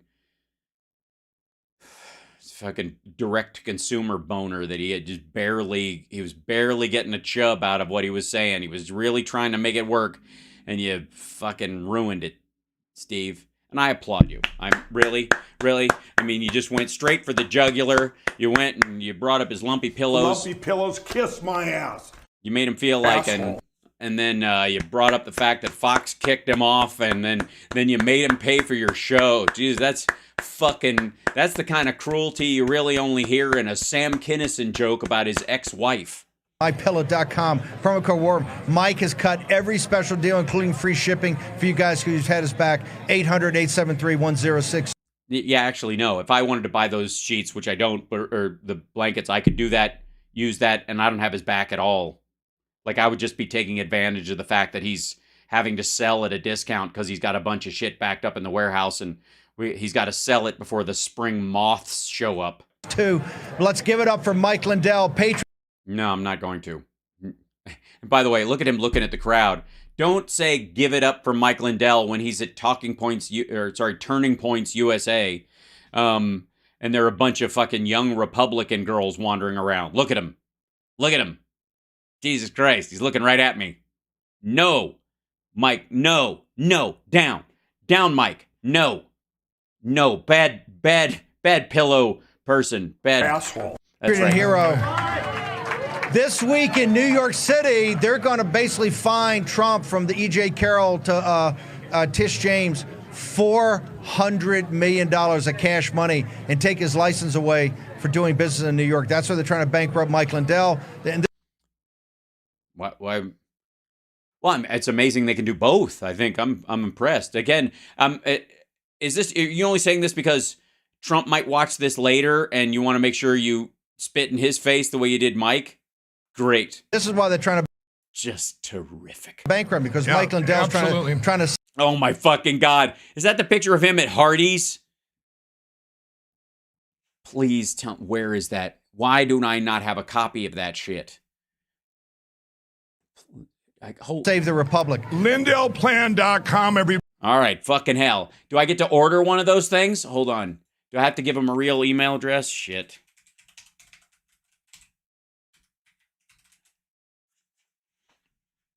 And then people go stream. Oh my God. Please. When Cameron was in Egypt's land, let my Cameron go. Let my people go. Streaming now. Use promo code Mike. Do I have to do this fucking thing? Like it did. State of denial. Good news of the day. Machines vulnerable to more than pens. That's good news. What? In addition to recent Haldeman pen hack in Georgia, remember there were also severe voting machine vulnerabilities identified in Colorado. No, there weren't. The plan is working, guys. Totally. Donate to support the plan. No. The plan. Okay. Can I get a copy of the plan? Well, the Lord brought the plan down from the River Jordan. Lord brought the plan down from the River Jordan. It's the Great Awakening with Mike Pillow. Hi. Hello. I'm Pastor Mustard, and I'm so proud to be sharing the stage with a man who is bold in the face of being attacked with a tangerine. Oh, let the Lord come down from that River Jordan, and the mountains coming, and he'll hack machines, and he'll put Donald Trump back in the Oval Office, and my dreams, my fantasies. Ooh, I need a fan. Why do I have to work so hard to get a fucking paper copy of this shit? Look at this. There it is. The executive summary. Oh, the plan. Oh, both. Well, a little late for this one. The anti-steal dossier. Get it? Anti-steal, not steal, but steal spelled like... You know what? I used to like you, Mike Pillow, but not anymore. Asshole. You and your lumpy pillows. And The your lumpy pillows kiss my ass. Good Lord. The plan. Detailed white paper. Oh, yeah. Well, of course it'd have to be a white paper.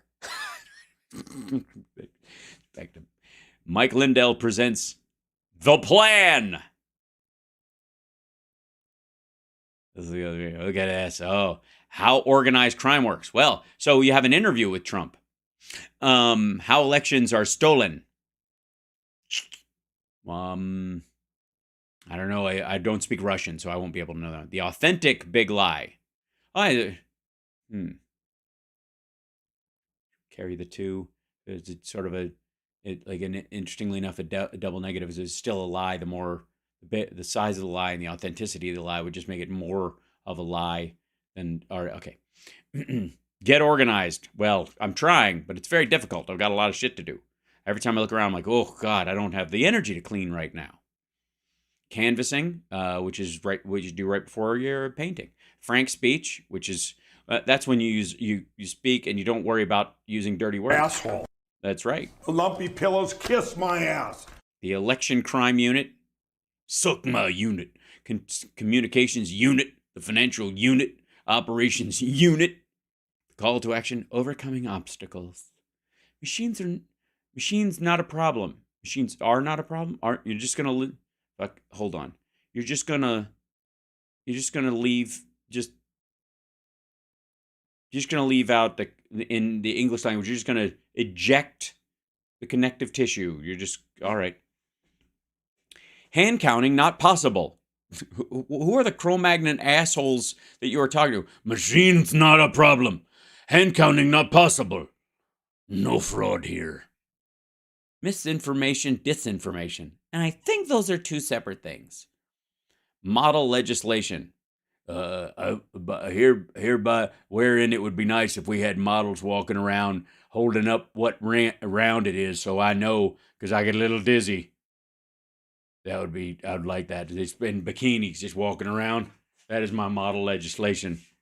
And I have an amendment. Questions for election officials. Wouldn't you say answers to election officials' questions? Okay, I don't care if people don't trust it. The gullibility of assholes is not my problem. Okay, I'll just keep that for later. I'll download that. Thanks very much. I'll print it out. I want one of the nifty covers though. But get in the know. Get in the know. Yeah, get in the know. Get in the. Asshole. That's, well, not quite. The first official rollout is right here today, Turning Point. Yep. Yep.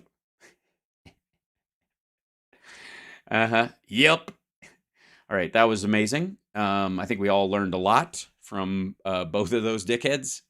The nicest part about them is knowing that they're going to spend the rest of their year doing this same shit. Speaking of the same shit, do I have time? Almost. I'm going to go. I know I'm going to, but whatever. Okay. Let's go to Eric Metaxas. He's sort of the Curly Joe of the Three Stooges that we normally see on Flashpoint. He famously, when he was off on his own before he joined the Flashpoint folks, and I think this is directly from his thing. We'll see if it's in his office, but he has a big like cardboard cutout of Donald Trump that he had behind him all the time, and it was all just like, it was a little shrine that he was running. This is disturbing. The Eric Metaxas radio show. Biden's willful destruction of America and the left's demonization of Trump. I gotta say, if they're demonizing, if the left is demonizing him, I would say, I don't know that it takes much work. I mean, they could kind of do it as a hobby because the dude was friends with Jeffrey Epstein for more than 2 decades. Ben Shapiro has a rap video. Oh dear. We'll find it. It'll happen. Don't worry. Okay, so let's check out. This is the Trinity Broadcast Network. So this is on the Jesus channel.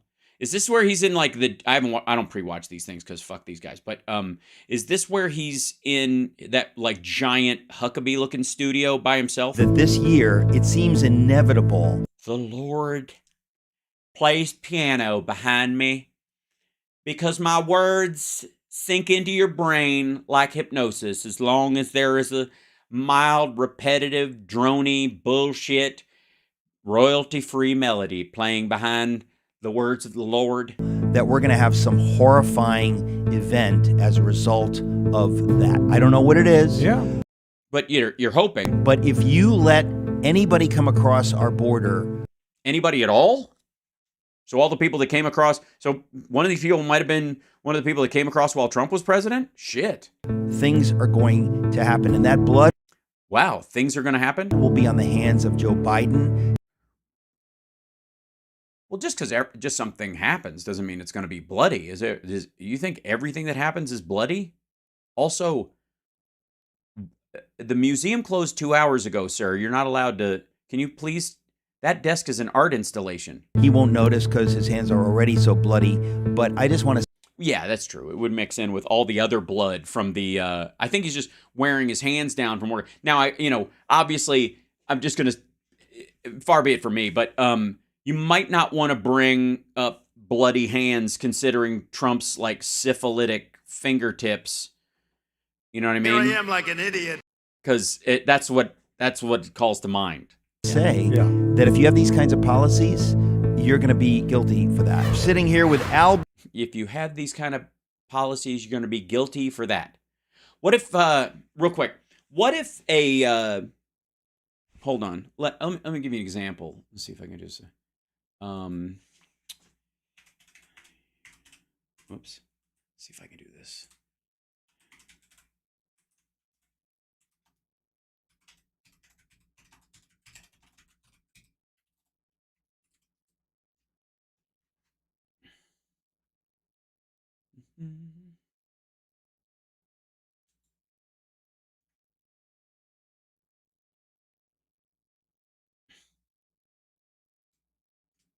What about like this kind of a policy?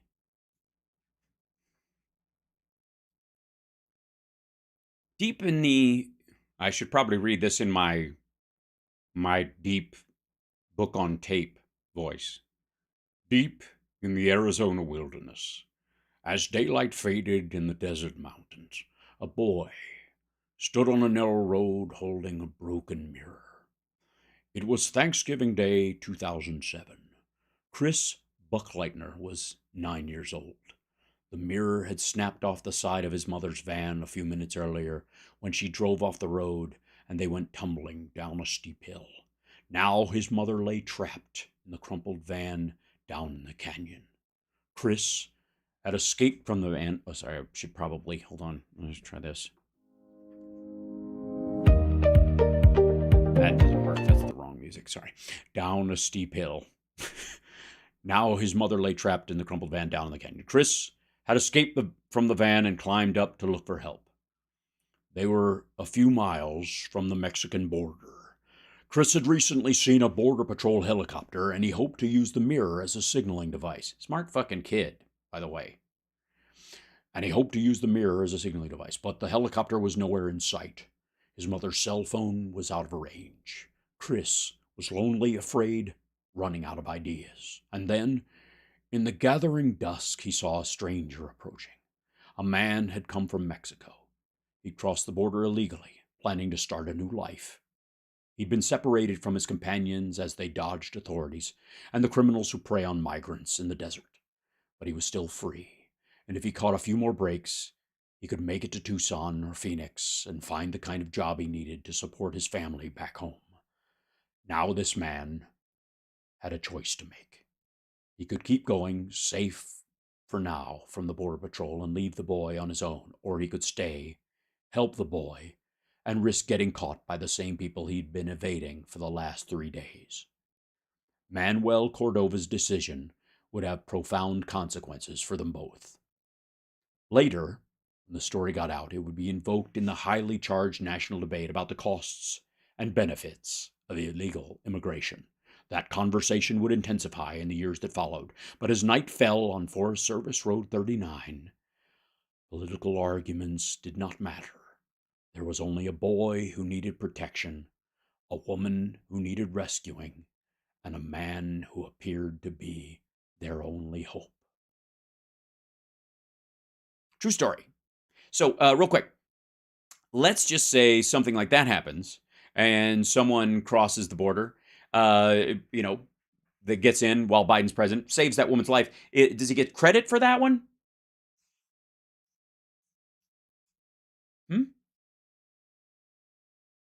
You guys like that voice? I'll read stuff in the future from that. I could probably do an entire separate show. Ben Sadar. What? Who? The author of a book titled Obvious. Obvious. And the subtitle is Seeing the Evil That's in Plain Sight and Doing Something About It. Why would you bother to write a book? Hi. Well, thank you. Thank you very much. This is going to be a long show. I got an espresso. Iced espresso. That made my tongue fail. That was so sharp. Yeah, that's a couple shots of espresso over ice. Goodbye, sleep. Hello, Tuesday. Why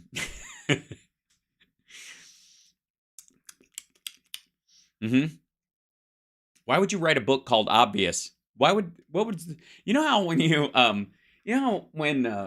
know if you ever tried to sell a book. Maybe Tara could talk about this, and certainly our dear friend Ginger in the chat could talk about this. But publishers are always going, who is this audience for, and why does this book need to be written? With a title like Obvious, I don't know that do you need to write that book? It's a book no one dared to write. What was it? Well, it's just a series of obvious observations with no clear direction or purpose. Sort of a toilet book. It's one of those things, if you put it next to the toilet, it's a guarantee your legs won't fall asleep.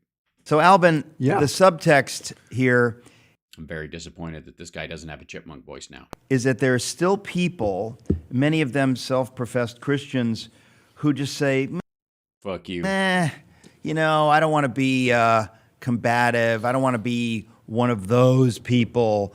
What do you mean? Fake Christians? You don't want to be like you? I used to be like that. You used to be a real Christian? I don't want to be like, what happened? Those high. Oh, gee, you traded it in for this lovely set. Which is what? Is this from the Roadshow, dinner theater version of the Da Vinci Code? Heads that talk about this stuff. Because I don't want the grief that comes along with it. Yeah. Well, here's the problem. Life is grief. That's called being a coward. Wow. Christians are cowards. There you have it. Thanks, TBN. Good work. And if you're a coward, you have to repent There's no way around it. If You don't have to repent for being a coward. Fear isn't one of the 7 deadly sins, dumb fuck. you don't repent, then you continue to be a coward. And I think that we have to understand that, especially if you live in the United States of America, God calls us to stand for what is right and true and good. People And so you just avoid it? You just decided not to? Me called you and what'd you do, hang up? have fought in wars to preserve the Not him. union, to preserve our way of self-government and liberty for all. It's a beautiful thing. Yes, which I know you didn't, and I'm pretty sure he didn't. And there are many people, and I write about it in my book, Letter to the American Church, who have this idea that I don't need to do anything like that. I just need to trust God's path and know that it's in his hands. And I don't know, some weird religious bullshit. Stay in my little theological lane and talk about Jesus. And Jesus didn't just talk about Jesus. Jesus. No, he did break out a couple times. Like when he said, render unto Caesar what is Caesar's, which means pay your taxes and follow the law of the land. And then he said a bunch of pussy bullshit like turn the other cheek and love thy neighbor and love your enemy as yourself. And you know what I mean? Like just black. Didn't just preach the gospel. Jesus spoke. Hung out with a hooker. Truth. Yeah, but he could do that because he couldn't die. Uncomfortable truth that made a lot of people so angry at him that they wanted to kill him. Yeah, but since he's God's son, he knew he could survive death. That was kind of he's just got one up on the rest of us. The rest of us are, we just got the one shot at it. He gets a do-over, and it's a lot. I'm just saying, it's a little easier to be brave when you know your dad is God and you can't die. I'm just saying, anybody ever play like Doom with God mode where you had like all the ammo you wanted and stuff? Quite frankly, it got a little boring after a while, but where you ran into those rooms and you didn't give a rat fuck who was in there, did you? And I think we have to embrace that and have to understand that God calls us not to love our lives. I would say, for the record, I know personally because I talk to God all the time, and he calls you a dick. But to love him. Yes. And to give our lives over to his purposes.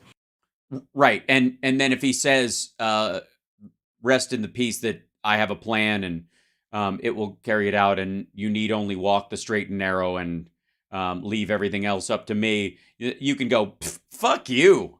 I want to go mock somebody's gender, Lord. And when you're living in a crazy time like we are now, where unlike what do you mean? As opposed to the crazy times not like now? The last election was stolen. Well, hey, everything's part of God's plan. You take it up with the big guy. And where the left is no longer the party of Tip O'Neill, it's not even the party of Bill Clinton. They have become, in effect, cultural Marxist leftists who will do literally anything. No, not literally anything. Or wouldn't you? Well, why would you be alive? Seriously, why would you or Alex Jones or Glenn Beck? Why would if our side would literally do anything? Misuse of the word literally being the problem here, I think, primarily. But if we could literally do anything, we would literally do anything. How are you still alive? Seriously, why aren't we going full Putin on you? Why aren't you falling out windows or getting sprayed in the face with Balthorium G? And who? By the way, none of which I recommend, but I'm just saying bullshit. Our intent, this is where it gets crazy. You know what's crazy? 2 men sitting in a set that big with no audience. Where the fuck are you? Who are obviously intent in destroying America as we know it. Yeah. No, here's a good idea. Maybe they're not destroying America as you know it. Maybe you have a fucked up view of what America is, and it was never that way, and you're hoping to make it that way and failing miserably.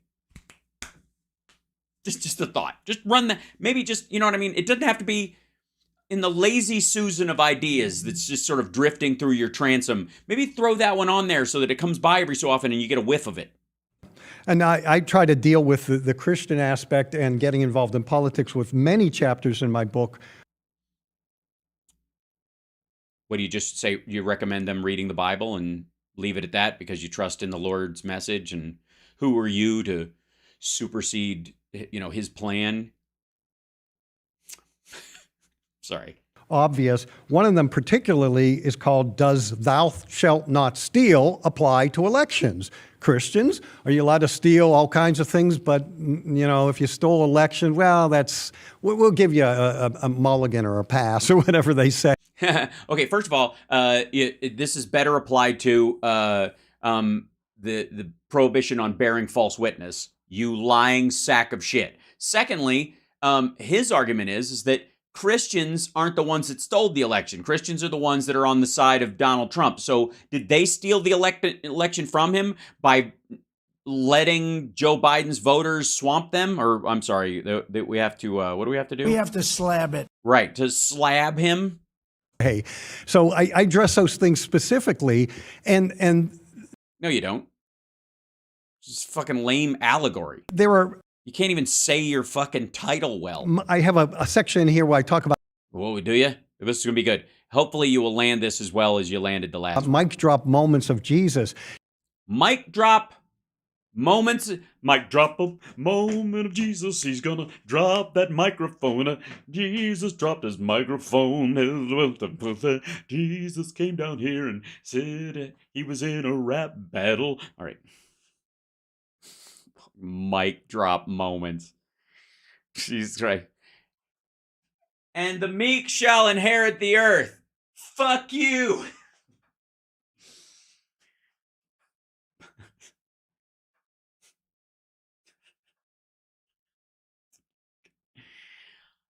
Yeah. My dad's God. Bunk.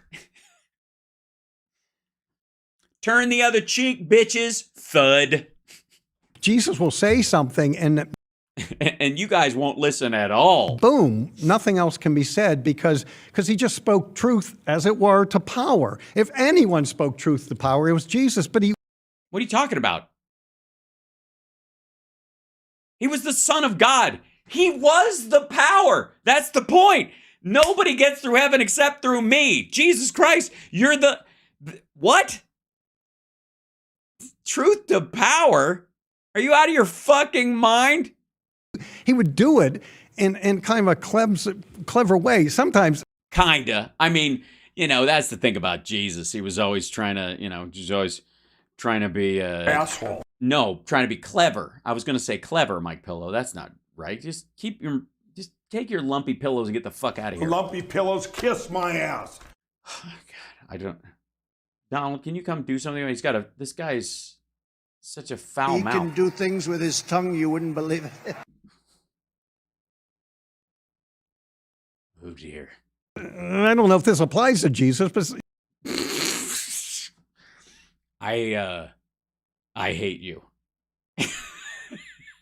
Lord, I'm sorry you taught us not to hate, but I hate him, Lord. I hate his ass face. I hate his stupid fucking attitude and his bullshit and his rambliness and his dumb book, and I hate him. I hate him, Lord. I'm not going to do anything to him. I'm not going to harm him in any way. I'm going to turn the other cheek when he's not looking, and I'm going to give him a Rudy Giuliani. That's what I'm going to do. But I hate him, Lord. He's a prick. This is ridiculous. Come get your boy. sometimes you get a sense that some of it's whimsical.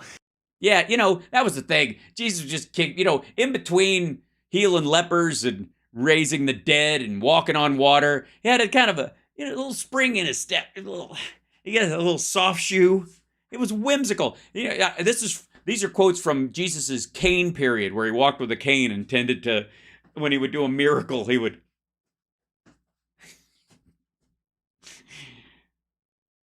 How is this? How is there not like? I'm not asking for a lightning strike, but how is there not like just? Here's an idea, God. I know this is lightning strike's a bit much, But how about just like thousands of uncooked hot dogs just fall on him, and they've all been kind of sitting on the counter for a couple of days, so they're easily breakable, and as they hit him, they just kind of turn into this pink sludge of smelly hot dog water and filth.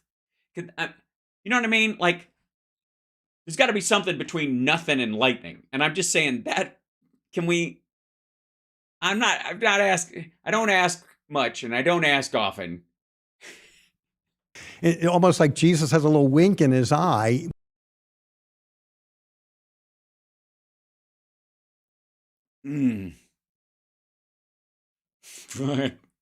Please, whatever. No one share this video with John Fugel saying he will explode. When he even addresses the Pharisees and takes them up on things like whose image is on the coin? Give to Caesar what is Caesar's, and to God the things that are God's. You know, it's like, yeah. It's just a loose. I mean, it's not exactly what he said, but it's close enough. I mean, it sounds like a dumb version of what he said, and that's fine.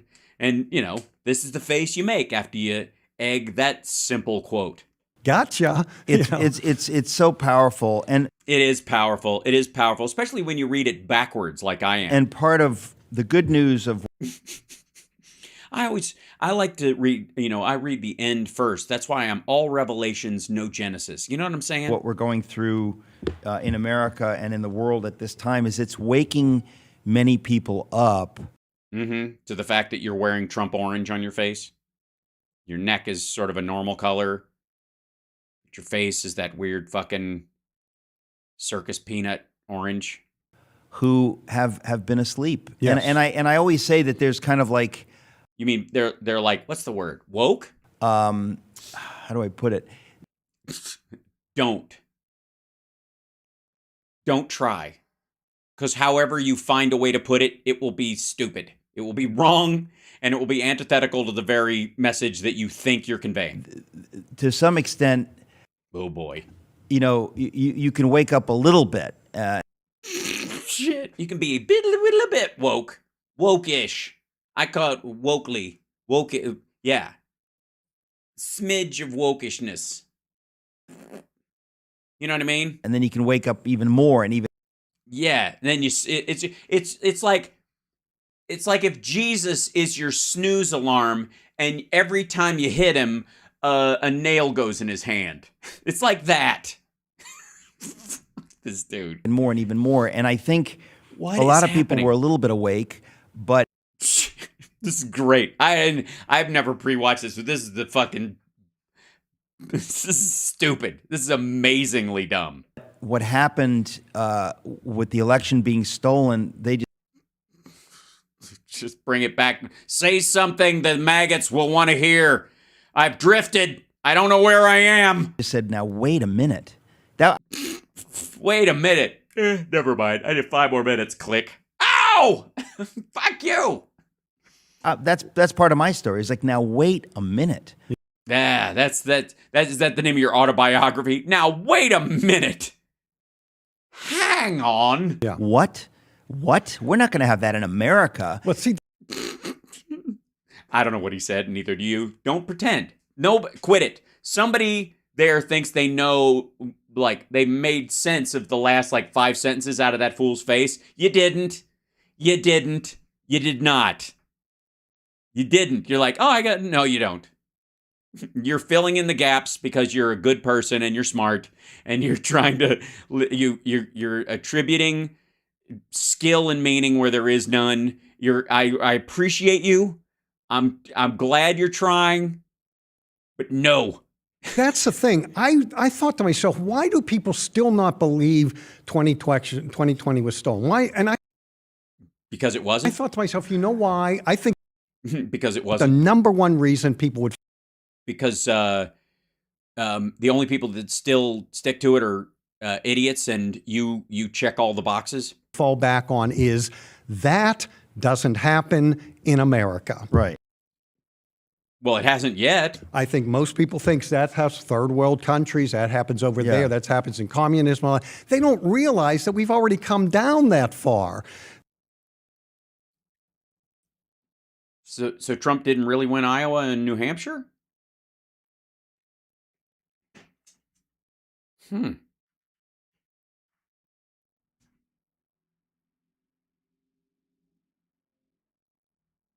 know. I mean, I feel like you should probably write a letter then. They've been blindsided, and it's something Glenn Beck talked about years and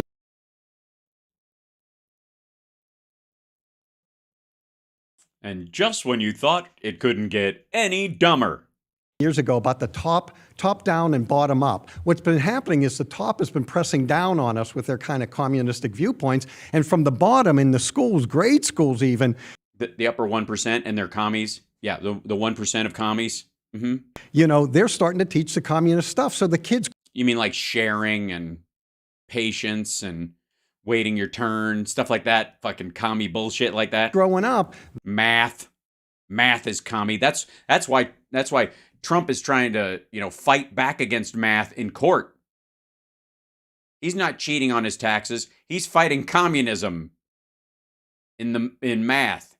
they think, oh, this is okay, that America's a bad place. And from the top, it's like, oh, yeah, we've done some bad things, and we're gonna fundamentally transform this country. And before you know it, we're fundamentally transformed. And a lot of people think it's like turning up the heat on the frog. Oh, it's getting warmer and warmer, but, I'm okay. I'm okay. Well, again, Fucking, that's what it is. It all boils down to these lazy, bullshitting, fake Christians who won't buy his book. Like a bunch of you assholes. How dare you? You're just a bunch of boiling frogs, and you don't even realize you've only got a little while to read his book, which, should have been called The Water's Boiling, Jump Out, Jump Froggy Jump. Something like that. there have been things so bad that it's waking people out of their stupor. You mean like the tuberculosis epidemic or the Civil War? Or It's like they're sleepwalking, and then suddenly, bang, they bump into a wall. right, and then you don't wake them up, though, because they'll kill you. Yeah, you never wake up a sleepwalking person who just walked into a wall. I think that's actually the third sign that someone's a serial killer. For many people, the stolen election was that wall. For some people, Yeah. But in fairness, those people walk into walls when they're not asleep. the vaccine stuff, Yes. you don't even question. You think, wait a minute. What do you mean, don't question? That you're asking me to put something experimental in my body, and Well, you did it with that rubber device with the big attachment that has the oscillator on it or whatever that takes D batteries, and you didn't squat. Well, you did squat. bodies of my children, my pregnant wife, and I'm not supposed to question. When they said don't, Of course you are. You can ask your doctor if you have any medical issues. You could get a pass or you could get a diversion. They would let you know. You could get tests run to see. You could certainly get a medical exemption. People got religious exemptions as well. Right? I'm sorry. Did I sleep through that part and walk into that wall myself? Or does everybody remember all the fucking wind up with all the people who were getting religious exemptions when they hadn't gotten religious exemptions for other diseases like measles and whooping cough and shit like that? question it, that's when a lot of people said, you know what? Now I'm going to question it because you told me I couldn't do that. This is All right. They didn't tell you couldn't do that. They told you it was unnecessary, and you could always ask your doctor. And nobody told you couldn't question it. You just couldn't go online and say it was part of some big depopulation scheme. America. We have every right to question it. Yes. Ask all the questions you want. But questions end with a question mark, you dumb fuck. The authoritarian lockdowns. They weren't authoritarian at all. Could you go outside? Could you run around the neighborhood? Could you go to places that were open? Could you go to the grocery store? I was the designated grocery store guy in our house. I was the sacrificial lamb. If we needed food, guess who ran out and fucking got it? I didn't pass any police checkpoints, and neither did you. On and on and on over the last 3 years. What Biden did The last 3 years? Jesus Christ, man. the nightmare, historical, unprecedented nightmare of what happened in Afghanistan. What do you mean, us? The historical nightmare of us staying there for 21 years and it taking somebody like Biden to finally get us out? A border that is open, that it's not anyone, any wicked actor, and they're. Wait a minute. You mean wicked like fucking bro? Just wicked, just so good, like, awesome. Oh, I'm gonna have your job, shithead. Oh, I cross the border anytime I want. That kind of like good wicked or like bad wicked, like Danny Masterson. There are plenty of them out there. They're saying, you know what? This would be a sweet time to come into the United States. Nobody's going to check because they're so dumb that they. And then what do you know? They check and that person tries to run and gets killed or is captured and turned over to Interpol. Gee, I guess they shouldn't have watched the Eric Metaxas show for tips on being a good terrorist. They're not going to check. They're going to let me in. Which didn't turn out to be the case. This is the willful destruction of America by Joe Biden and company. Yeah. And company. Well, it's excuse me, that's Biden crime family to you. And if you are not awakened by this, folks, you're going to run into a wall and then hit snooze and blame Jesus. Absolutely part of the problem. There's just no way around it. Yeah. And it's weird that these guys are alone in this studio. That shocks me now. You'd think this conversation is as exciting and as riveting and as important as it is, it would have a live audience of people just clamoring to hear every word. The least you can.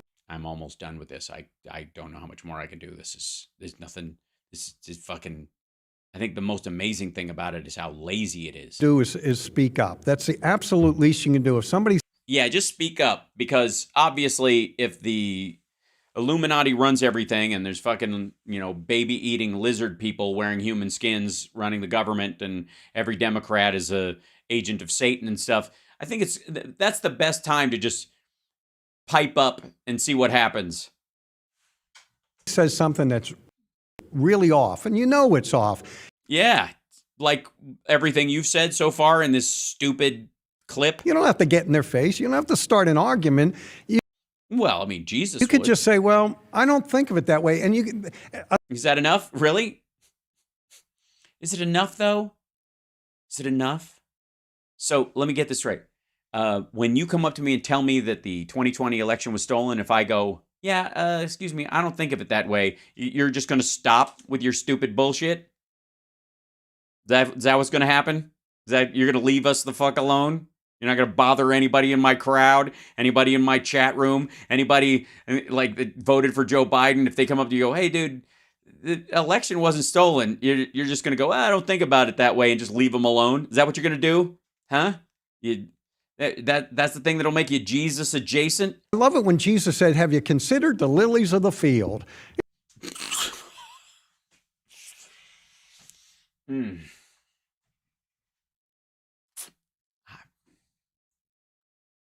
Lord? Why me, Lord? You're testing me. I know it. He said, just think about this. This is something that's right in front of your face. This is something very obvious to everybody, how the lilies grow. He's having a go at the flowers now. Oh, and how God takes care of the sparrows and he takes care of this. You could just say to somebody, well, have you considered this viewpoint? And just let... No. That's not what he's saying. He's saying the birds and the flowers don't give a shit and life goes on and God just takes care of it. So stop fucking worrying. Let go, experience some kind of detachment. He did train in the East for a little while and fucking relax and shut the fuck up. Let it sink in. You don't have to get mad or angry or bitter. Or write a stupid book or, oh, shit. Or, jump down somebody's throat. Because unfortunately... What are you talking about? You're talking to Eric Metaxas. Nowadays, it does not take a lot to, as they say, trigger somebody. Dude, both of you guys are triggered. What are you talking about? I mean, we see it in our own family that, you have to be careful. Because no one in your family likes you anymore. But you can also start with a little pushback and maybe make up your fucking mind. Do I consider the lilies of the field, or I push these fucking lilies around? I'll show you, you fucking lily. God damn it. Fucking lilies. Oh! Just like pull up one of the lilies. I have vanquished the lilies of the field. The Lord has told me to turn my plowshares into swords. Fuck the lilies. Fuck the lilies. you can start to win somebody, you know? Well, I think No, you won't. again, we've got to do what we can do. There are Yeah, I guess it's the least you can, no guarantees, but Nah. you have to fight for what is right and good and true. Yeah, like the right to party. Yeah, I agree. You got to fight for your right to party. True. You have to do that. You have to. Yeah, I know. You wake up late for school, man, you don't want to go. Yeah, ask your mom, please. But she still says no. Get involved, and you have to stop buying the lie that I'm not supposed to be involved politically. That's what Jesus said, fuckhead. That's what render unto Caesar what is Caesar's. That's what he's talking about. You're not. That's literally the purpose of that entire passage. Imagine during the civil rights era, Yeah. if you said, you know what, that's not my battle. I don't care if blacks are treated like second-class citizens. You would have been, that would have been exactly your position then.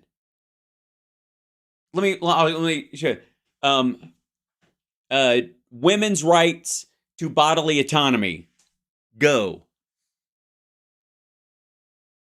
See what I mean? Oops. What a bum you would be. You bum. If you said, oh, I just want to preach the gospel in my church, that would ruffle some feathers if I said that I think that we should do that, we should get involved in that.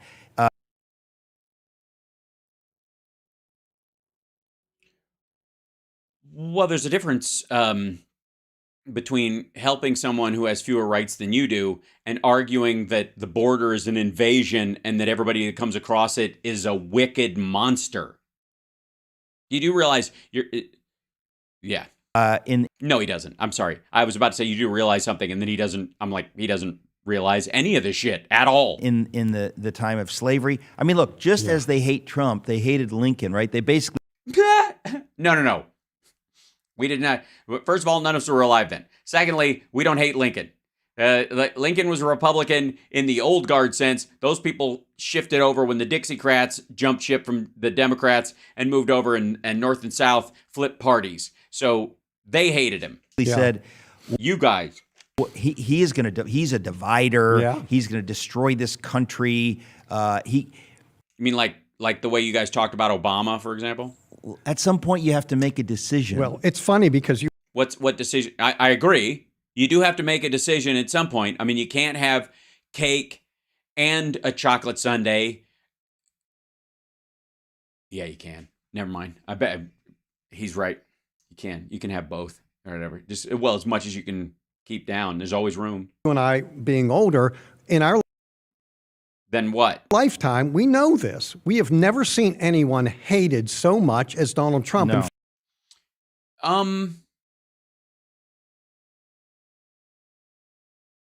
Real quick.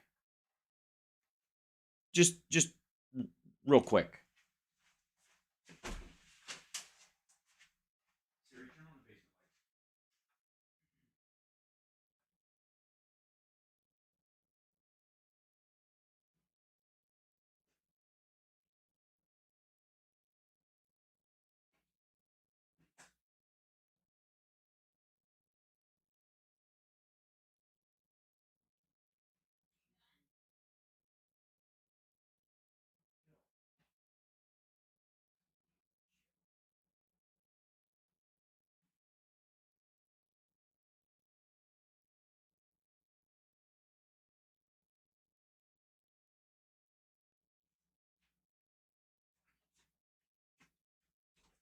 I think it's in the wash. I was going to find it. I have I have a shirt.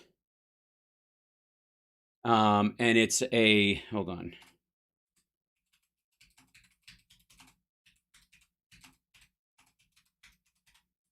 Just real quick.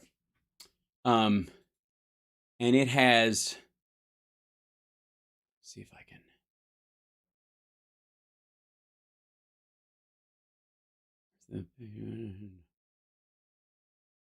And it has this on it. I found it.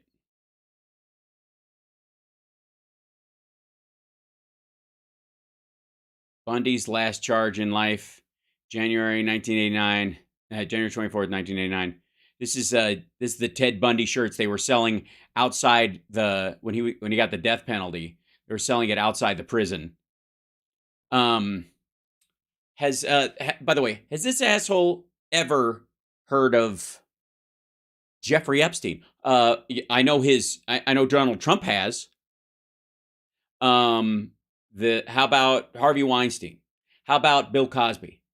How about Osama bin Laden? I mean, of all, what they mean is this is the first time they've given a shit about somebody who was this hated because of what he did and who he was. In fact, he's hated so much, if you were to ask somebody, who's the second most hated person in your lifetime, I bet you they couldn't think of somebody. I just literally listed dozens, like half a dozen people. It wouldn't be hard at all. Seriously. You ask a bunch of kids right now, half of them will say Amber Heard. The other half will say Danny Masterson. Then they'll bring up Bill Cosby, maybe. Then, Epstein, Weinstein, Jesus Christ, the Golden State Killer. But let's go even back. How about Dennis Hastert, for fuck's sake? The guy's hated so much, you can't even think of a close second, right? No, but that's largely because my head isn't a fucking balloon. Or well, even anybody on the right will be demonized. So George Bush, no, anybody. Also, define right. Just for the record, just define right. Yeah, Timothy McVeigh, Bernie Madoff. There you go. Timothy McVeigh would fall on the right. He would be on the right. Are we demonizing him? Roger Stone, there's another one. Were hated. Reagan were hated. No. Reagan was mocked. He had a political disdain from the other side and the back and forth. He talked shit about Democrats. It was always on a relatively even political scale. He didn't demonize the people he was up against. And by the way, Donald Trump always shits on Republicans far more than he does Democrats. For all the shit he talked about Hillary Clinton and about Joe Biden, it pales in comparison to how much shit he talks about the people he hired to be in his cabinet. And that's kind of the irony, right? Is that they tried to play nice. Yeah. And they were, especially Bush, and they were absolutely excoriated viciously by the left. Trump is a douchebag. I'm sorry, not a douchebag. He's a asshole. That's right. Again, it's part of what got me to get help, in a sense, involved. Was I saw the way the press treated him, the way the media treated him, and I said, you know what, you don't have. You know what, you can grab women by the pussy if you're a star. They let you do it. Listen to him. He was about to kiss this woman without permission, but you could hear him asking for a tic tac. He's a good guy. Just because he was, look, anybody could be friends with a pedophile for 2 decades and have no idea. Happened to anybody. You have to agree with me. You don't have to agree with him, but you have to be fair. I think it's fair. I think primarily that's fair. I think it's fair to go, wait a minute, this dude partied with Jeffrey Epstein for 2 fucking decades, and we're supposed to believe he had no idea what that motherfucker was up to? But anybody who flew once or twice on his plane, then obviously, they're obviously all in. But Trump, who hung out with him all the fucking time, met his wife because of the dude's girlfriend, wished this woman who groomed teenage girls for this motherfucker, groomed these teenage girls, wished her well when she was going to jail. and they were so unbelievably unfair and Oh yeah, what's unfair about what I just said? vicious. I just said this can't stand. This This aggression will not stand, man. is America, No, fuck it. and we need to deal with the facts. If the guy is Yes, it's a fact that he was friends with Jeffrey Epstein for 2 decades. He flew on the plane 6 times more than we were even aware of when he had flown on half a dozen times already. He flew fucking Eric on there when he was a kid. They would go back and forth all the time. They literally partied with each other. He sold this bullshit story that he kicked the guy out because he was making moves on one of the rich guys at Mar-a-Lago's daughters, and he was like, "That's not right. I don't like that kind of behavior." It turns out it was over a fucking piece of real estate, the very one he sold for like a ridiculous amount of money to a Russian oligarch who bulldozed the fucking place. That's fair. Also, want to talk fair? Where's his taxes? a racist, if he is this or that or whatever, I'll be the first one to say I'm against that. Against what? Calling him a racist? I didn't suddenly change my view of adultery because I voted for Donald Trump. You just didn't give a shit. You just went, well, you get 3, right? Right. But the point is that they demonized him and made up lies. The Russia collusion hoax, stuff we've never seen, a level of madness unleashed in America, and they pushed it and pushed it and pushed it and pushed it. That's when I said, look, this isn't right. If you're attacking somebody that This isn't right. I'm going to get a cardboard cutout of this motherfucker and put it in my office. much, that's kind of a tip-off to me. You've got something to hide. Yeah, and it's just amazing to me. All right, this is the last quote from these guys because can you imagine? Like, this started out as a way of them selling this book, and by the way, I was promised, like you were, Biden's willful destruction of America and the left's demonization of Trump. This just sounds like these two guys fucking whining.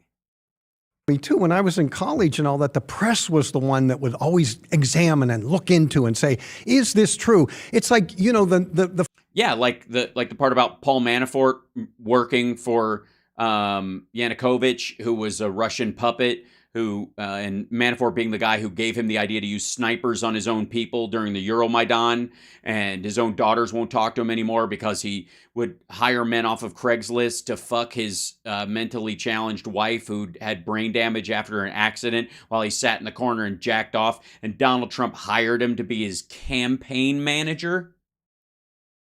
Make that make sense to me. Eric Metaxas and whoever this dumpy fuck is. Make that make sense. Somebody? Anybody? phrase misinformation, to me, when I was growing up, misinformation was never used the way it is today. Right. Misinformation is accidental. Disinformation is on purpose. Whenever you said something that was crazy or off base, people would say like, why are you saying that? Or who told you that? Or they'd like challenge you to prove, but now it's like misinformation. We don't even look into what you're saying. No, they call it misinformation because somebody passed along something that someone else bullshitted them about. Disinfo becomes misinfo if you don't pay attention. And that's what the fact checkers are about. And you're just pretending the fact checkers don't. Why am I arguing with these guys? I can't believe it. They hooked me in. Every time I try to get out and they pull me back in. I can't do it. I can't get out. I gotta get out. But they pull me. I want to escape.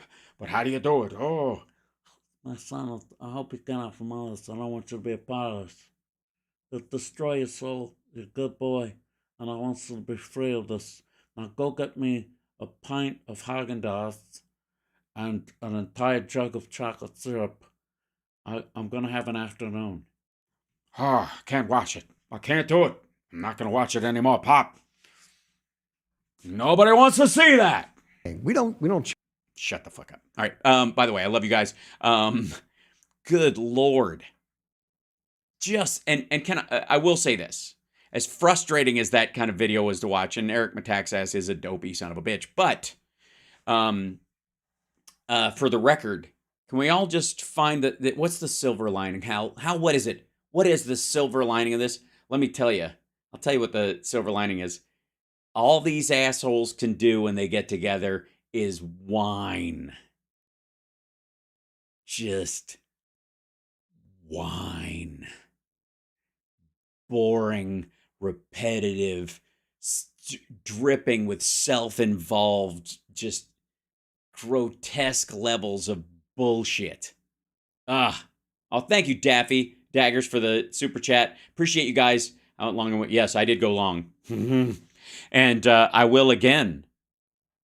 You know it. Regular show tomorrow because I don't have a jam. The jam's in 2 weeks. A week from it's either next week or the week after. It's good. That one's going to be a good one. That one's awesome. I'm going to try another Patreon thing. I'm going to try, bless their hearts, to get them to be able to tape the whole jam and give it to me.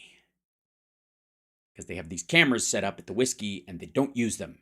And there's supposedly you can get them to do it and they will tape a show.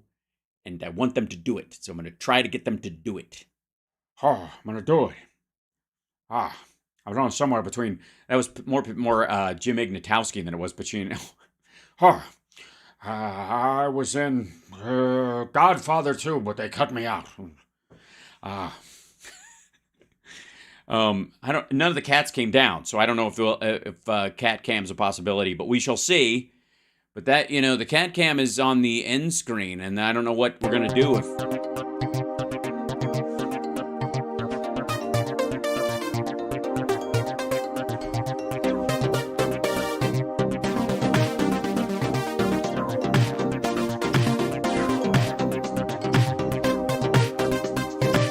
Nope, no cats waiting for me. Tomorrow, à demain.